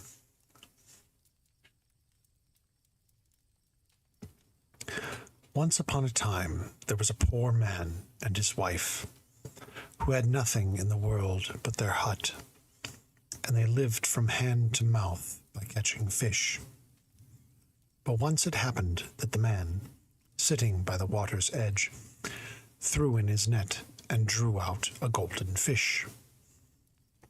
And while he was looking at the fish with great wonderment, it exclaimed, "Do you hear, fisherman? Throw me back into the water, and I will change your hut into a fine castle." But the fisherman replied, "What use is a castle to me if I have nothing to eat?"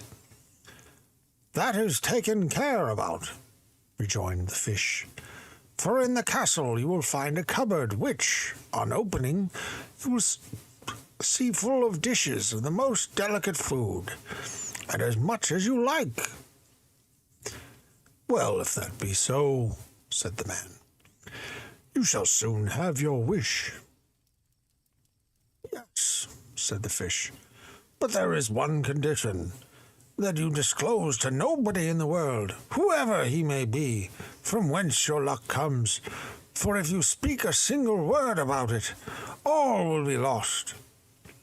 The man threw the wonderful fish back into the water and went home, and where formerly stood his hut was a large castle. The sight made him open his eyes, and, stepping in, he found his wife dressed out in costly clothes, sitting in a magnificent room.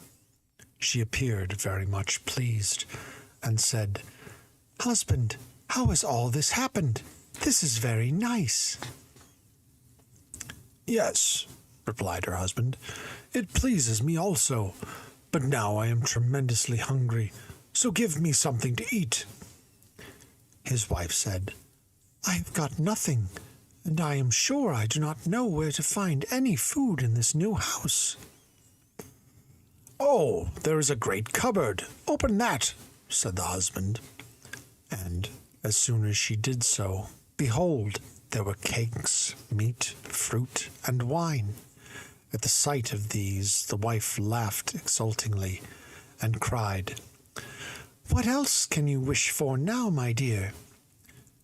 And she and he commenced eating and drinking at once.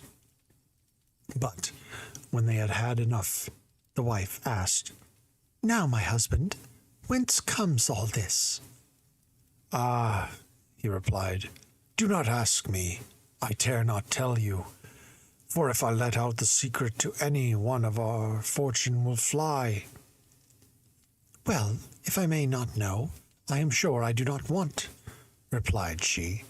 But she was not in earnest, and let him have no peace night or day, teasing and tormenting him so long, till at last, in a fit of impatience, he let out that all their fortune came from a golden fish, which he had caught and set at liberty again.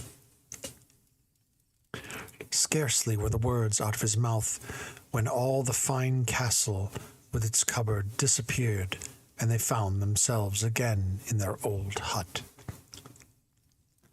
Now was the man obliged to take up with his old trade of fishing, and fortune so favoured him that he pulled out a second time the golden fish.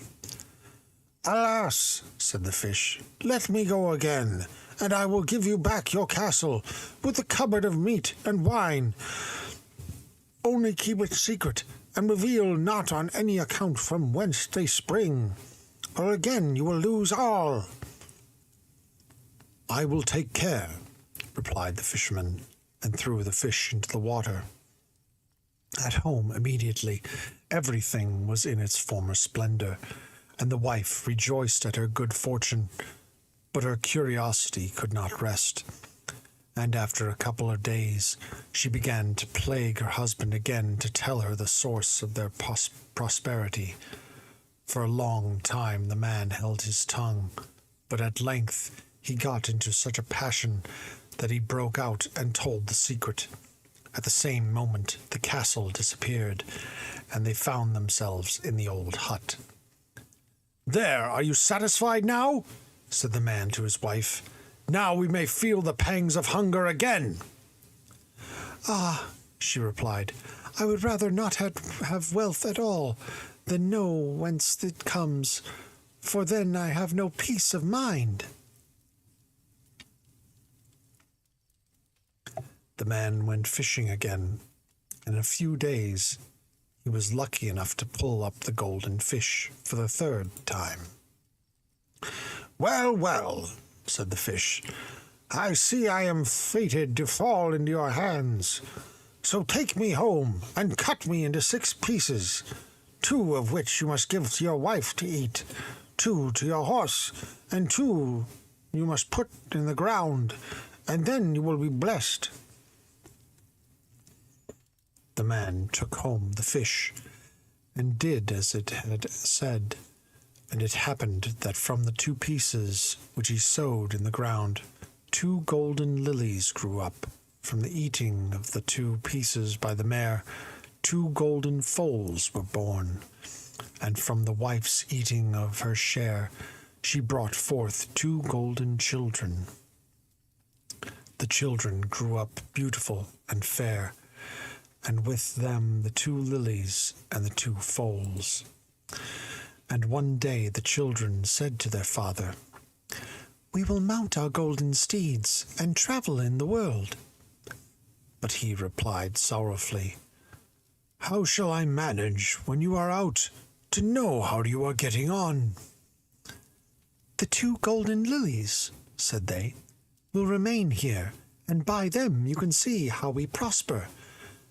Are they fresh? So we are well. Do they droop? So we are ill.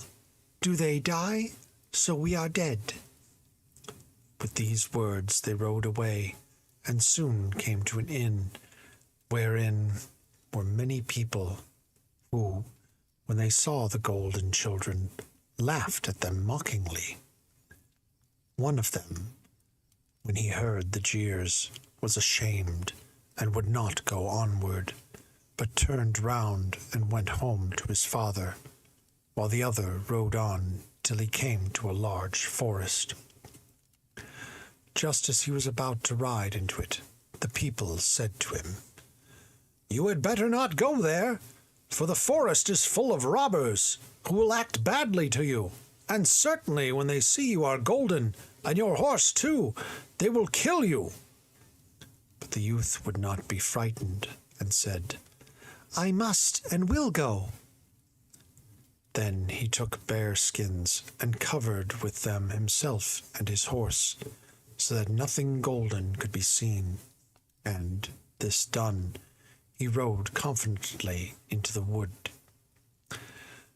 When he had ridden a little way, he heard a rustling among the bushes, and soon distinguished voices talking to one another. One said, "Here comes one," but another said, "Let him alone, he's only a bear hunter, and as poor, as cold as a church mouse. What should we do with him?" So the gold child rode without danger through the forest, and came to no harm. Next it happened that he came to a village, wherein he saw a maiden so beautiful that he thought there could be no one more and so in the world. He conceived a great love for her, and went to her, and asked her whether she would be his wife. The maiden was very much pleased, and consented, saying, "Yes, I will become your wife, and be faithful to you all your life." Then they celebrated the wedding together, and just as they were in the middle of their festivities, the father of the bride returned, and, when he saw that his daughter was married, he asked, in great astonishment, where the bridegroom was. They showed him the golden child, who still wore his bearskins around him, and the father exclaimed, "Never shall a bear hunter marry my daughter!" And he would have murdered him. The bride begged for his life, saying, "He is my husband, and I love him with all my heart." And she begged so piteously that her father at last spared him. The father, however, was always thinking about this man, and one morning he rose early in order to look at his daughter's husband, and see whether he were a common and ragged beggar or no. But when he looked, behold, there was a magnificent golden man on the bed, while the thrown-off bearskin laid upon the ground. So the father went away, thinking, "What a good thing it was I restrained my passion, or I should have made a grand mistake." The same night the gold child dreamt that he hunted a fine stag, and, when he awoke in the morning, he said to his bride, "I must be off to the hunt." She was grieved, and begged him to stay, and said, "A great misfortune may easily happen to you." But he answered, I must go, and will." So he rode away to the forest, and soon met a proud stag, just as he had dreamed. He aimed at it, and would have shot, but the stag sprang off. Then he followed it over the hedges and ditches without wearying the whole day, and at evening it disappeared from his sight. When now the gold child looked round, he stood before a little house, wherein dwelt a witch. He knocked at the door, and a little old woman came and asked, "What are you doing so late in the midst of this forest?" "Have you not seen a stag?" he inquired. "Yes," she replied, "I know the stag well." And just then a little dog, which was indoors, barked loudly at the stranger. "Will you be quiet, you rascally dog?" he cried, "or I will shoot you dead." At this the witch exclaimed in a great passion, "What? Will you kill my dog?" and bewitched him at once, so that he lay there like a stone. His poor wife, meanwhile, waited for him in vain, and soon she thought, "Ah, what I feared in the anguish of my heavy heart has fallen upon him." But at home the other brother stood by the golden lily, and suddenly one of them fell off. "Ah, heaven," said he, "some great misfortune has happened to my brother. I must be off, and see if, happily, I can save him." But the father said, "Stop here. If I lose you too, what will become of me?" "I must and will go," said the youth. So he mounted his golden horse and rode away till he came to the large forest where his brother lay in the form of a stone. Out of her house came the old witch, called to him, and would have enchanted him too, but he went not near her, but said, "I will shoot you down if you do not restore to me my brother." She was frightened, but still she acted very unwillingly, and touched the stone with her fingers. The gold child took again his human form. The two golden children were overjoyed when they saw one another again, and kissed and embraced, and rode together out of the forest. There they parted. The one returned to his bride, and the other to his father. When the latter arrived, his father said to him, "I knew that you had saved your brother, for the golden lily all at once revived, and now flourishes again." After this time they lived contentedly and happily, and all went with them till the end of their days. Thus ends The Gold Children. I hope you enjoyed that one. This next one is entitled The Water Sprite.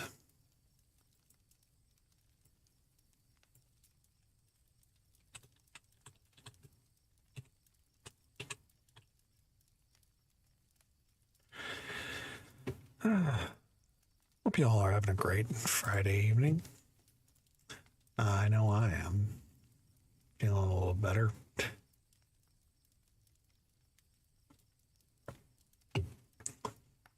Have a nice, good weekend planned this weekend. I'm heading off to go see my parents tomorrow and hang out with them for a day. I haven't seen them in a couple weeks. So that should be good. But let us continue with the stories. The Water Sprite by the Brothers Grimm. A little boy and his sister were once playing upon the edge of a stream, and both fell in. Under the water was a sprite, who took them, saying, "Now I have got you, and will make you work for me." She gave the maiden dirty and tangled flax to spin, and water to drink, out of a hollow jar, while the boy had to hew down a tree with a blunt axe, and received nothing to eat but stony lumps of sand. This treatment made the children so impatient that they waited till one Sunday when the water sprite was gone to church, and then they ran away. What?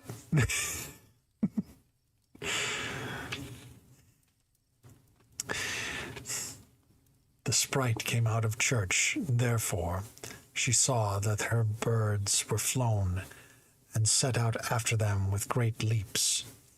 But the little girl threw behind her a large brush with thousands and thousands of bristles, over which the sprite could glide only with great difficulty, but at last she did so. As soon as the children saw her again, the boy threw behind him a large comb with thousands and thousands of teeth, but over this the sprite glided at last, as she knew how to save herself from the points. Then the little girl threw behind a mirror, which seemed like a glass mountain, and was so very smooth that she could not possibly get over it. The water sprite thought she would go home quickly and fetch an axe to cut in halves this glass rock, but when she returned, the children had swam far enough away, and so the sprite had to amuse herself as best she could. Thus ends the water sprite. What? That was probably the oddest freaking story I've read. That's wow. I don't get that one. At all. At all. So this obviously mythical creature is going to go to church, and that's a perfectly normal thing for mythical creatures to do. Just show up at church, and when it came back, it's like, oh yeah, my the two kids I kidnapped are gone. So I'm going to chase after them, and they're going to throw stuff at me, and I'm not going to be able to make it over them in time, and they eventually escape. And so I'm like, oh well, I got to go on, move on with my life.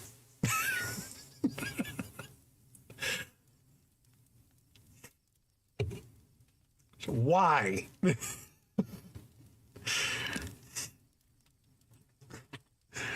This next story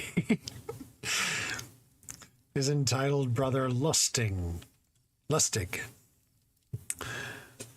Second, I gotta change the title.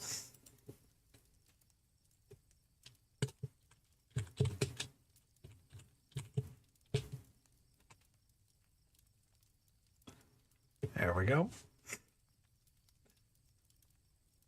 Wow. Wow, that story. So let us continue.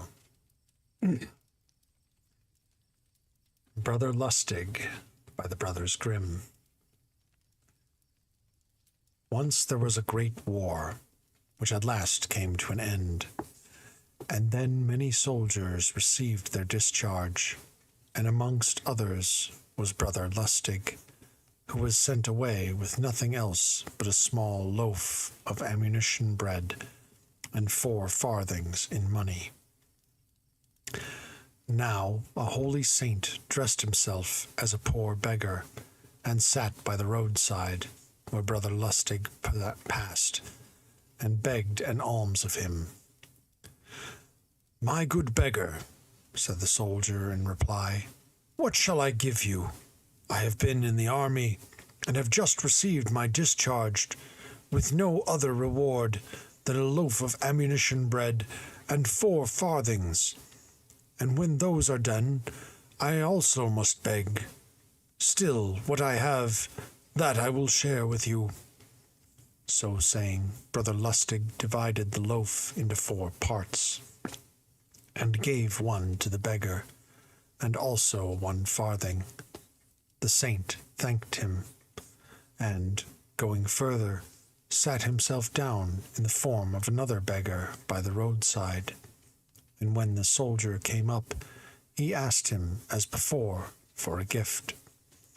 Brother Lustig replied that he had to the first beggar, and gave again a fourth part of his bread and a farthing. The saint thanked him, and, going still further, took the form of a third beggar, and asked him for an alms. And Brother Lustig gave him the third share of his bread, and one of his 2 remaining farthings. The saint thanked him, and left him to pursue his way in peace, with his 1 portion of bread and single piece of money. With these he entered an inn, ate his bread, and with his farthing procured some beer. When he had done his meal, he went on again, and presently the saint, in the form of a discharged soldier like himself, came up to him and said, "Good day, comrade. Can you not give me a bit of bread and a farthing to buy some beer?" "Where shall I get them?" said Lustig. "I have just received my discharge, and nothing with it but a loaf of ammunition bread and 4 farthings, and those I have shared with 3 beggars, whom I have met by the way. The last farthing I have spent for a draught of beer to wash down my own share of the loaf, and so I am empty in purse, and, if you have no more, we may as well go begging together." "No," replied the saint, "that is not yet necessary, for I understand a little of the healing art, and with that I can earn as much as I require." "Ah, well," replied Brother Lustig, "then I must go alone, since I am quite ignorant of that science." "You shall come with me," said the saint, "and of what I earn you shall have the half." "That is all right," replied Brother Lustig, and they walked on together. Soon they came to a farmhouse, and heard within a great crying and groaning. So they entered, and found the master lying on his bed, very ill, and nigh unto death, while his wife sat by weeping and howling. "Cease your tears and groans," said the saint to the woman. "I will make your husband well." And he took out of his pocket an ointment, with which he anointed him, and in a minute the farmer stood up, quite recovered. In their joy and satisfaction, the man and his wife asked the saint, "How can we reward you, or what shall we give you?" The saint, however, would take nothing, and the more they begged him, the more earnestly he refused. But Brother Lustig nudged him and said, "Do take something, we shall want it." At last the countryman brought a lamb, and asked the saint to take it, but he still refused, till Lustig, nudging him again, and saying, "Pray, take it, we shall certainly want it," he consented, saying to Brother Lustig, "I will take this lamb, but I cannot carry it. You must do that, since you wish for it." "Oh, as to that matter," said Lustig, "I will readily take it." And he tied his legs to a stick, and put it upon his shoulder. Now they went on till they came to a forest, where the lamb would soon have become a burden to Lustig, but he was hungry, and said to the saint, "See, here is a beautiful place to cook and eat the lamb." "Very well," replied his companion, "but I cannot stay here while you cook. You see to that. Here is a kettle, meanwhile. I will walk about till it is ready. But mind, you must not begin to eat until I return, which will be at the right time." "You can go, if you please," said Lustig. "I understand cooking well, and all will soon be ready." And so saying, he killed the lamb, made a fire, and threw the flesh into the pot to boil. The meat was soon done enough, but still the saint did not return, and Brother Lustig at last took it out of the pot, and, cutting it up, found the heart. "This is the best part. said he as he ate it, and just then the saint returned and said to him, "You can eat the whole lamb by yourself, but give me the heart." Brother Lustig took up his knife and fork and pretended to search very eagerly among the flesh for the heart without success. "There is none," said he at length. "No, where should it be then?" asked the saint. "That I do not know," replied the other. "But what simpletons we both are to expect to find a lamb's heart when it has none." "Eh," said the apostle, "that is something new. Every animal has a heart, and why should not a lamb have one?" "No, certainly, comrade," said Lustig. "A lamb has no heart. Just think for a minute, and you will readily allow it has not." "Well, then," rejoined the saint, "since there is no heart, I need none of the flesh. You may eat it all yourself." "And what I cannot eat I shall put in my knapsack," said the soldier. And as he ate but half, he disposed of the other, as he said. This over, they travelled on further, and soon came to a stream, which they were obliged to pass. "You first," said the saint to his companion, but he refused, thinking, if the other went before, he should know whether the water were deep or no. The holy saint walked through, and the water was only up to his knees, and then Brother Lustig followed, but the water had become deeper, and covered him up to the neck, so that he called, "Help me, comrade!" But the saint said, "Will you confess that you ate the heart of the lamb?" "No," he replied, "I have not eaten it." And immediately the water rose still more, till it reached his mouth. "Help me, comrade!" cried the soldier again, but the saint asked a second time, "Will you confess that you ate the lamb's heart?" "No, I have not eaten it," said Lustig. But nevertheless the saint would not drown him, but took him by the hand and pulled him out. Now they walked on again, and came to a country where they heard that the king's daughter lay deadly sick. "Halloa, comrade," said the soldier to the saint. "Here is a windfall for us.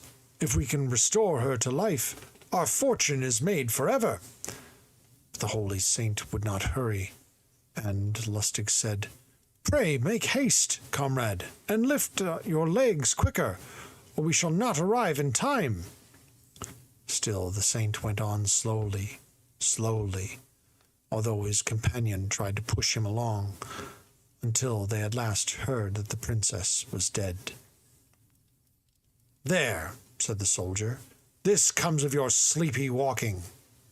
But the saint said, "Be quiet, I can do more than make the sick well, for I can also restore the dead to life."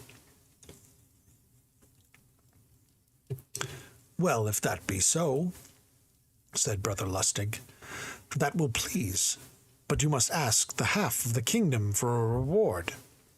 Thereupon they went to the royal palace, where all were in great grief, and the saint said to the king, "I will restore your daughter to life." So he was led to her, and he asked for a kettle of water, and as soon as it was brought, he caused every one to go out of the room, and only Brother Lustig to remain. Then he cut all the limbs of the dead princess one from another, and threw them into the water, and, making a fire beneath the kettle, waited till nothing was left but the bones. Then he took out the white bones, and laid them upon a table, and arranged them in their natural order. And when that was done, he stepped in front of them, and said, "In the name of the most holy, stand up, O dead." At the third repeating of these words, the princess arose, in full enjoyment of health and vigor. And the king was so rejoiced that he said to the saint, "Ask your recompense, and whatever it is, I will give it to you, even to the half of my kingdom. But the saint answered, I desire nothing. Oh, you simple fellow, thought the soldier to himself, and taking his comrade aside, he whispered to him, Be not so foolish. If you desire nothing, still I have need. But the holy saint would ask nothing. The king, however, seeing that the other wished for some recompense, caused his knapsack to be filled with gold by the treasurer.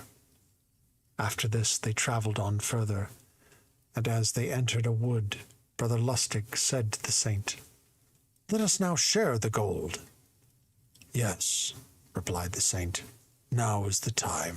And he divided the gold into 3 portions. Brother Lustig thought, Why, what crochet has he got in his head now, to make 3 portions, while we are only 2? The saint said, I have now divided it, 1 share for me, 1 share for you, and 1 for him who ate the lamb's heart. Oh, I ate that, replied Brother Lustig quickly, and snatched the gold. You may believe me. But how can that be true? Asked the saint. Lambs have no hearts. What? Replied the soldier. What are you thinking of? A lamb has a heart as well as any other animal. Why should a lamb alone have no heart? Ah, said the saint, now you may keep the gold yourself. I will travel no longer with such a man, but will go my own path. As you like, comrade, replied the soldier. As you like. Farewell. So the holy saint went another road, and Brother Lustig thought, It is well that he is gone. He is certainly a wonderful man. The soldier had gold enough now.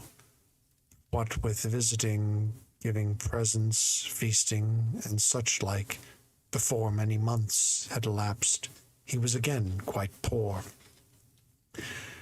At that time he came to a country where he heard that the king's daughter had just died.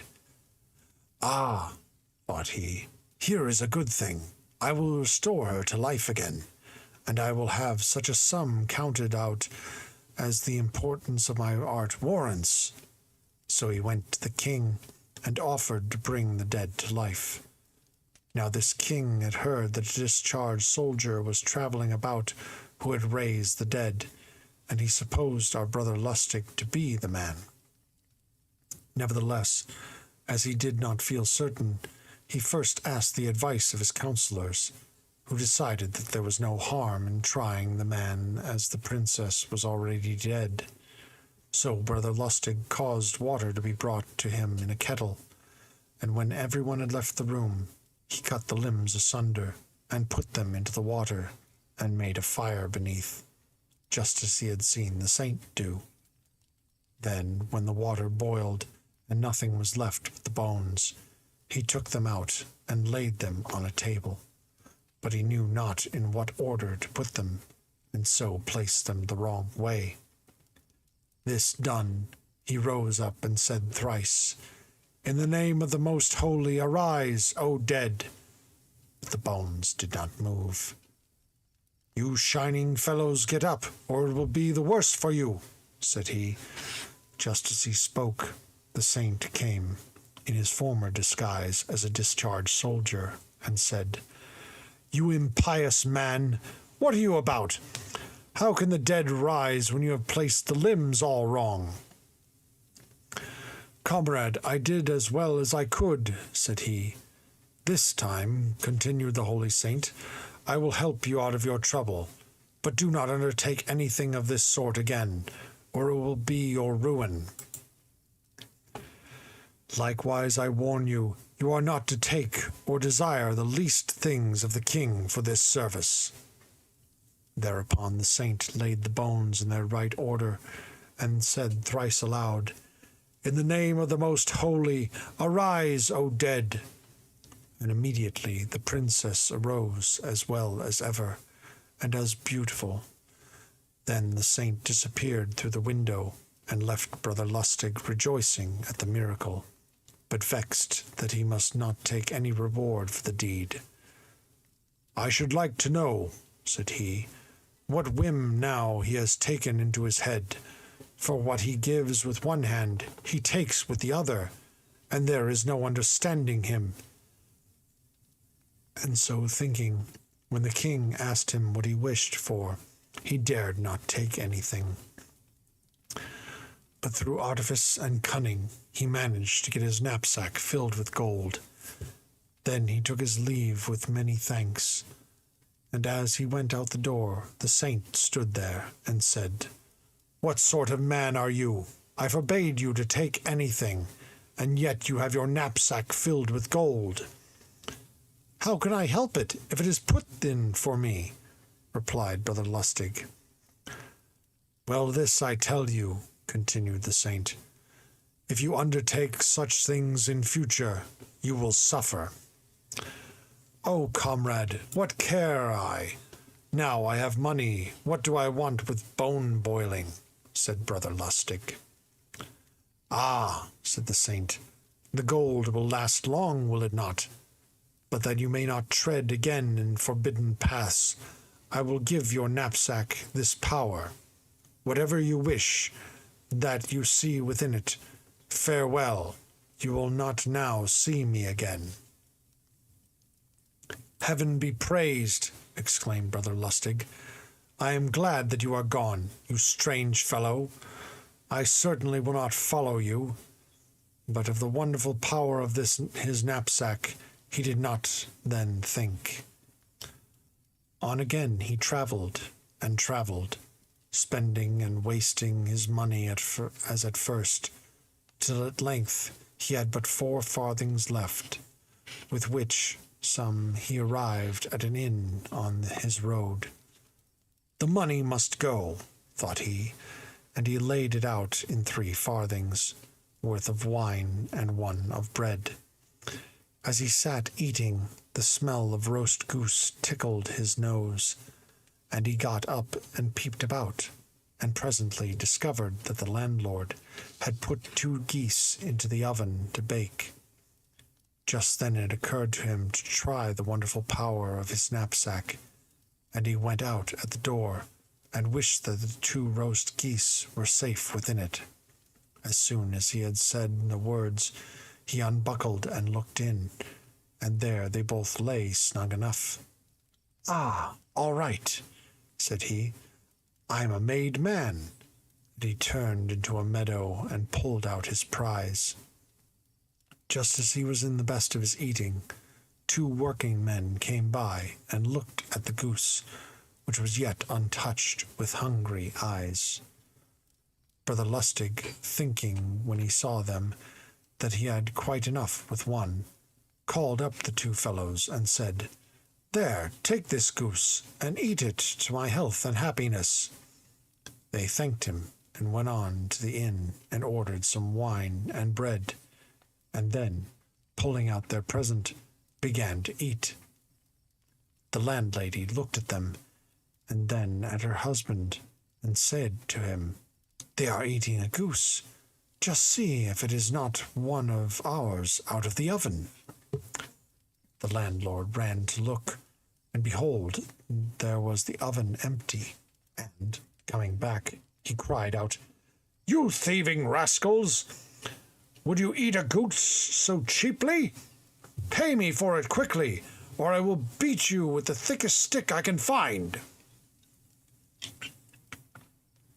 But the 2 cried together, "We are not thieves. A discharged soldier out there on the meadow gave us this goose." "Tell me no lies," said the landlord. "The soldier has been here certainly, but he has gone out at the door like an honest man. I have no suspicion of him. You are thieves, and must pay the reckoning." But as they would not pay, he took a stick and flogged them out of the house. Meanwhile, Brother Lustig walked on till he came to a village, on one side of which stood a noble castle, and on the other a mean little inn, into which he went, and asked for a night's lodging. But the host refused, saying, "There is no room. My house is full of excellent guests. It is a wonder to me, then, replied the soldier, that they come to you instead of going to that fine castle. Ah, that would be worth while, surely, said the landlord. Why, no one has tried to sleep there one night has ever yet come out alive. I will try, then, as others have, replied Brother Lustig. You had better not, said the landlord. You will lose your life. We shall see, rejoined the soldier. Give me the key and something substantial to eat and drink. The landlord, therefore, gave him the key and some meat and beer, and Brother Lustig took them into the castle and ate a hearty meal. After which, feeling sleepy, he lay down upon the ground, for there was no bed. He soon went to sleep, but in the middle of the night he was awakened by a great screeching, and when he aroused himself, he saw 9 ugly evil spirits who had joined hands in a circle and were dancing around him. When Brother Lustig saw them, he said, Dance as long as you like, but do not come too near. But the spirits did not pay any attention to him, and kept approaching nearer and nearer, till they almost kicked their feet in his face. Be quiet, you wretched spirits, said the soldier again. But still they came nearer and nearer, so that he grew quite angry and called out, Then I will make you be still. And, taking up the leg of a chair, he made an attack upon them.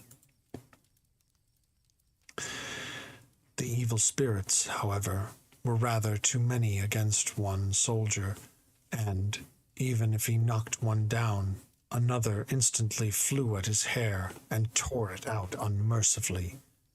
You pack of evils, cried he, this is too much for me. But wait, all 9 into my knapsack.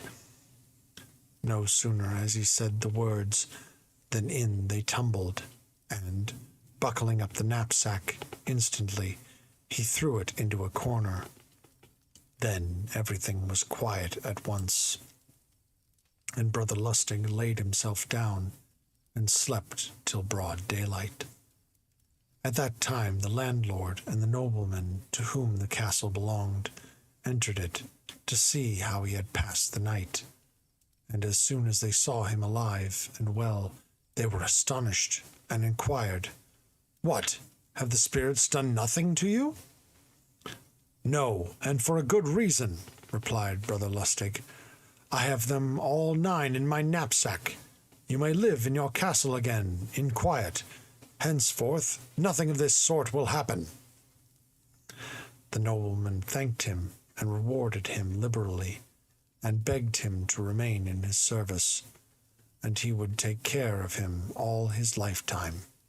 But the soldier refused, saying he was used to wandering about, and wished to proceed further. So Brother Lustig travelled on, and, coming to a smithy, he laid the knapsack wherein were the 9 evil spirits upon the anvil, and bade the smith and his companions to beat it. And they beat it with their heavy hammers with all their strength, so that the evil spirits received an unmerciful crushing. And when he opened the knapsack, 8 were dead, but one who had crept into a corner was still living, and slipped out, and ran away to the place he came from. After this, Brother Lustig travelled about still more, the whole world through, and whoever knows them might tell many tales of his wanderings. At last he began to grow old, and bethought himself of his end, so he went to a pilgrim, who was known as a very pious man, and said to him, I am weary of wandering, and wish now to tread in a holy path. The pilgrim said to him, There are 2 roads, the one broad and smooth, leading to the abode of evil spirits, the other narrow and rugged, which leads to the abode of angels. I should be a simpleton, thought Brother Lustig within himself, if I should walk in the narrow and rugged road. And, getting up, he chose the broad and smooth path, along which he travelled, till he came to a large black gate, which was the entrance to the abode of evil. At this he knocked, and the door porter peeped out to see who it was, and as soon as he saw Brother Lustig, he was frightened, for he was the same ninth evil spirit who had been shut up in the knapsack, and had escaped with a black eye. He pushed the bolt in quicker than before, and ran to the chief evil spirit, and said, "There is a fellow outside with a knapsack who wants to enter, but let him not get his body inside, or he will wish the whole place in his knapsack, as he once did to me." So Brother Lustig was told that he must go away again, for he could not enter, and he resolved, therefore, to try, if he could, find a welcome in the abode of angels, for somewhere he must go. So he turned and travelled, till on he came to the door, at which he knocked, and there sat by the door at watch the same saint who had travelled with him. Brother Lustig recognized him at once, and thought, "Since I am an old friend here, it will be more lucky for me." The holy saint said, "I suppose you wish to enter this abode?" "Yes, let me in, comrade," said he. "No," said the saint, "you cannot enter." "No?" reiterated the soldier. "No? Well then, since you will not let me in, take back your knapsack, for I will have nothing of yours." "Give it here," said the saint, and he reached it through the bars of the gate, and the saint hung it up near his seat. Then Brother Lustig said, "Now I wish myself inside the knapsack," and in a moment he was there, and so outwitted the saint, who was thus compelled to let him enter the abode of the angels. Thus ends Brother Lustig.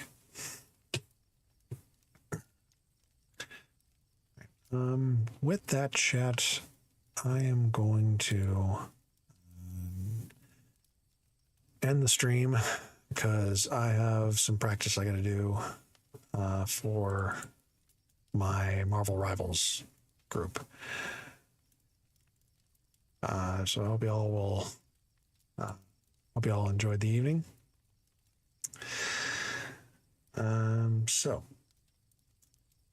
With that, let us see whom we can raid into.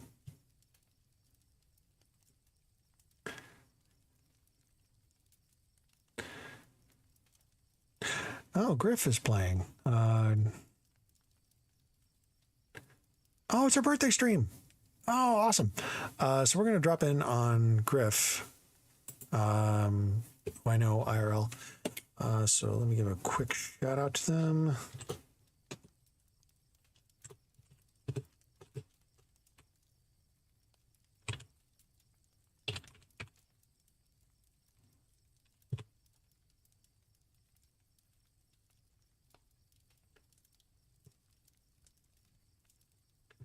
They're really good people. I played D&D with them. So if you haven't followed them, totally follow them. But I want to thank y'all for coming out. On the Kick side, we cannot host anyone because we don't have more than 5 people watching. But Kick side, I always appreciate you. As well as YouTube, anyone who sees that. Anyway, thank y'all for coming out. And I will see you next time. Goodbye for now.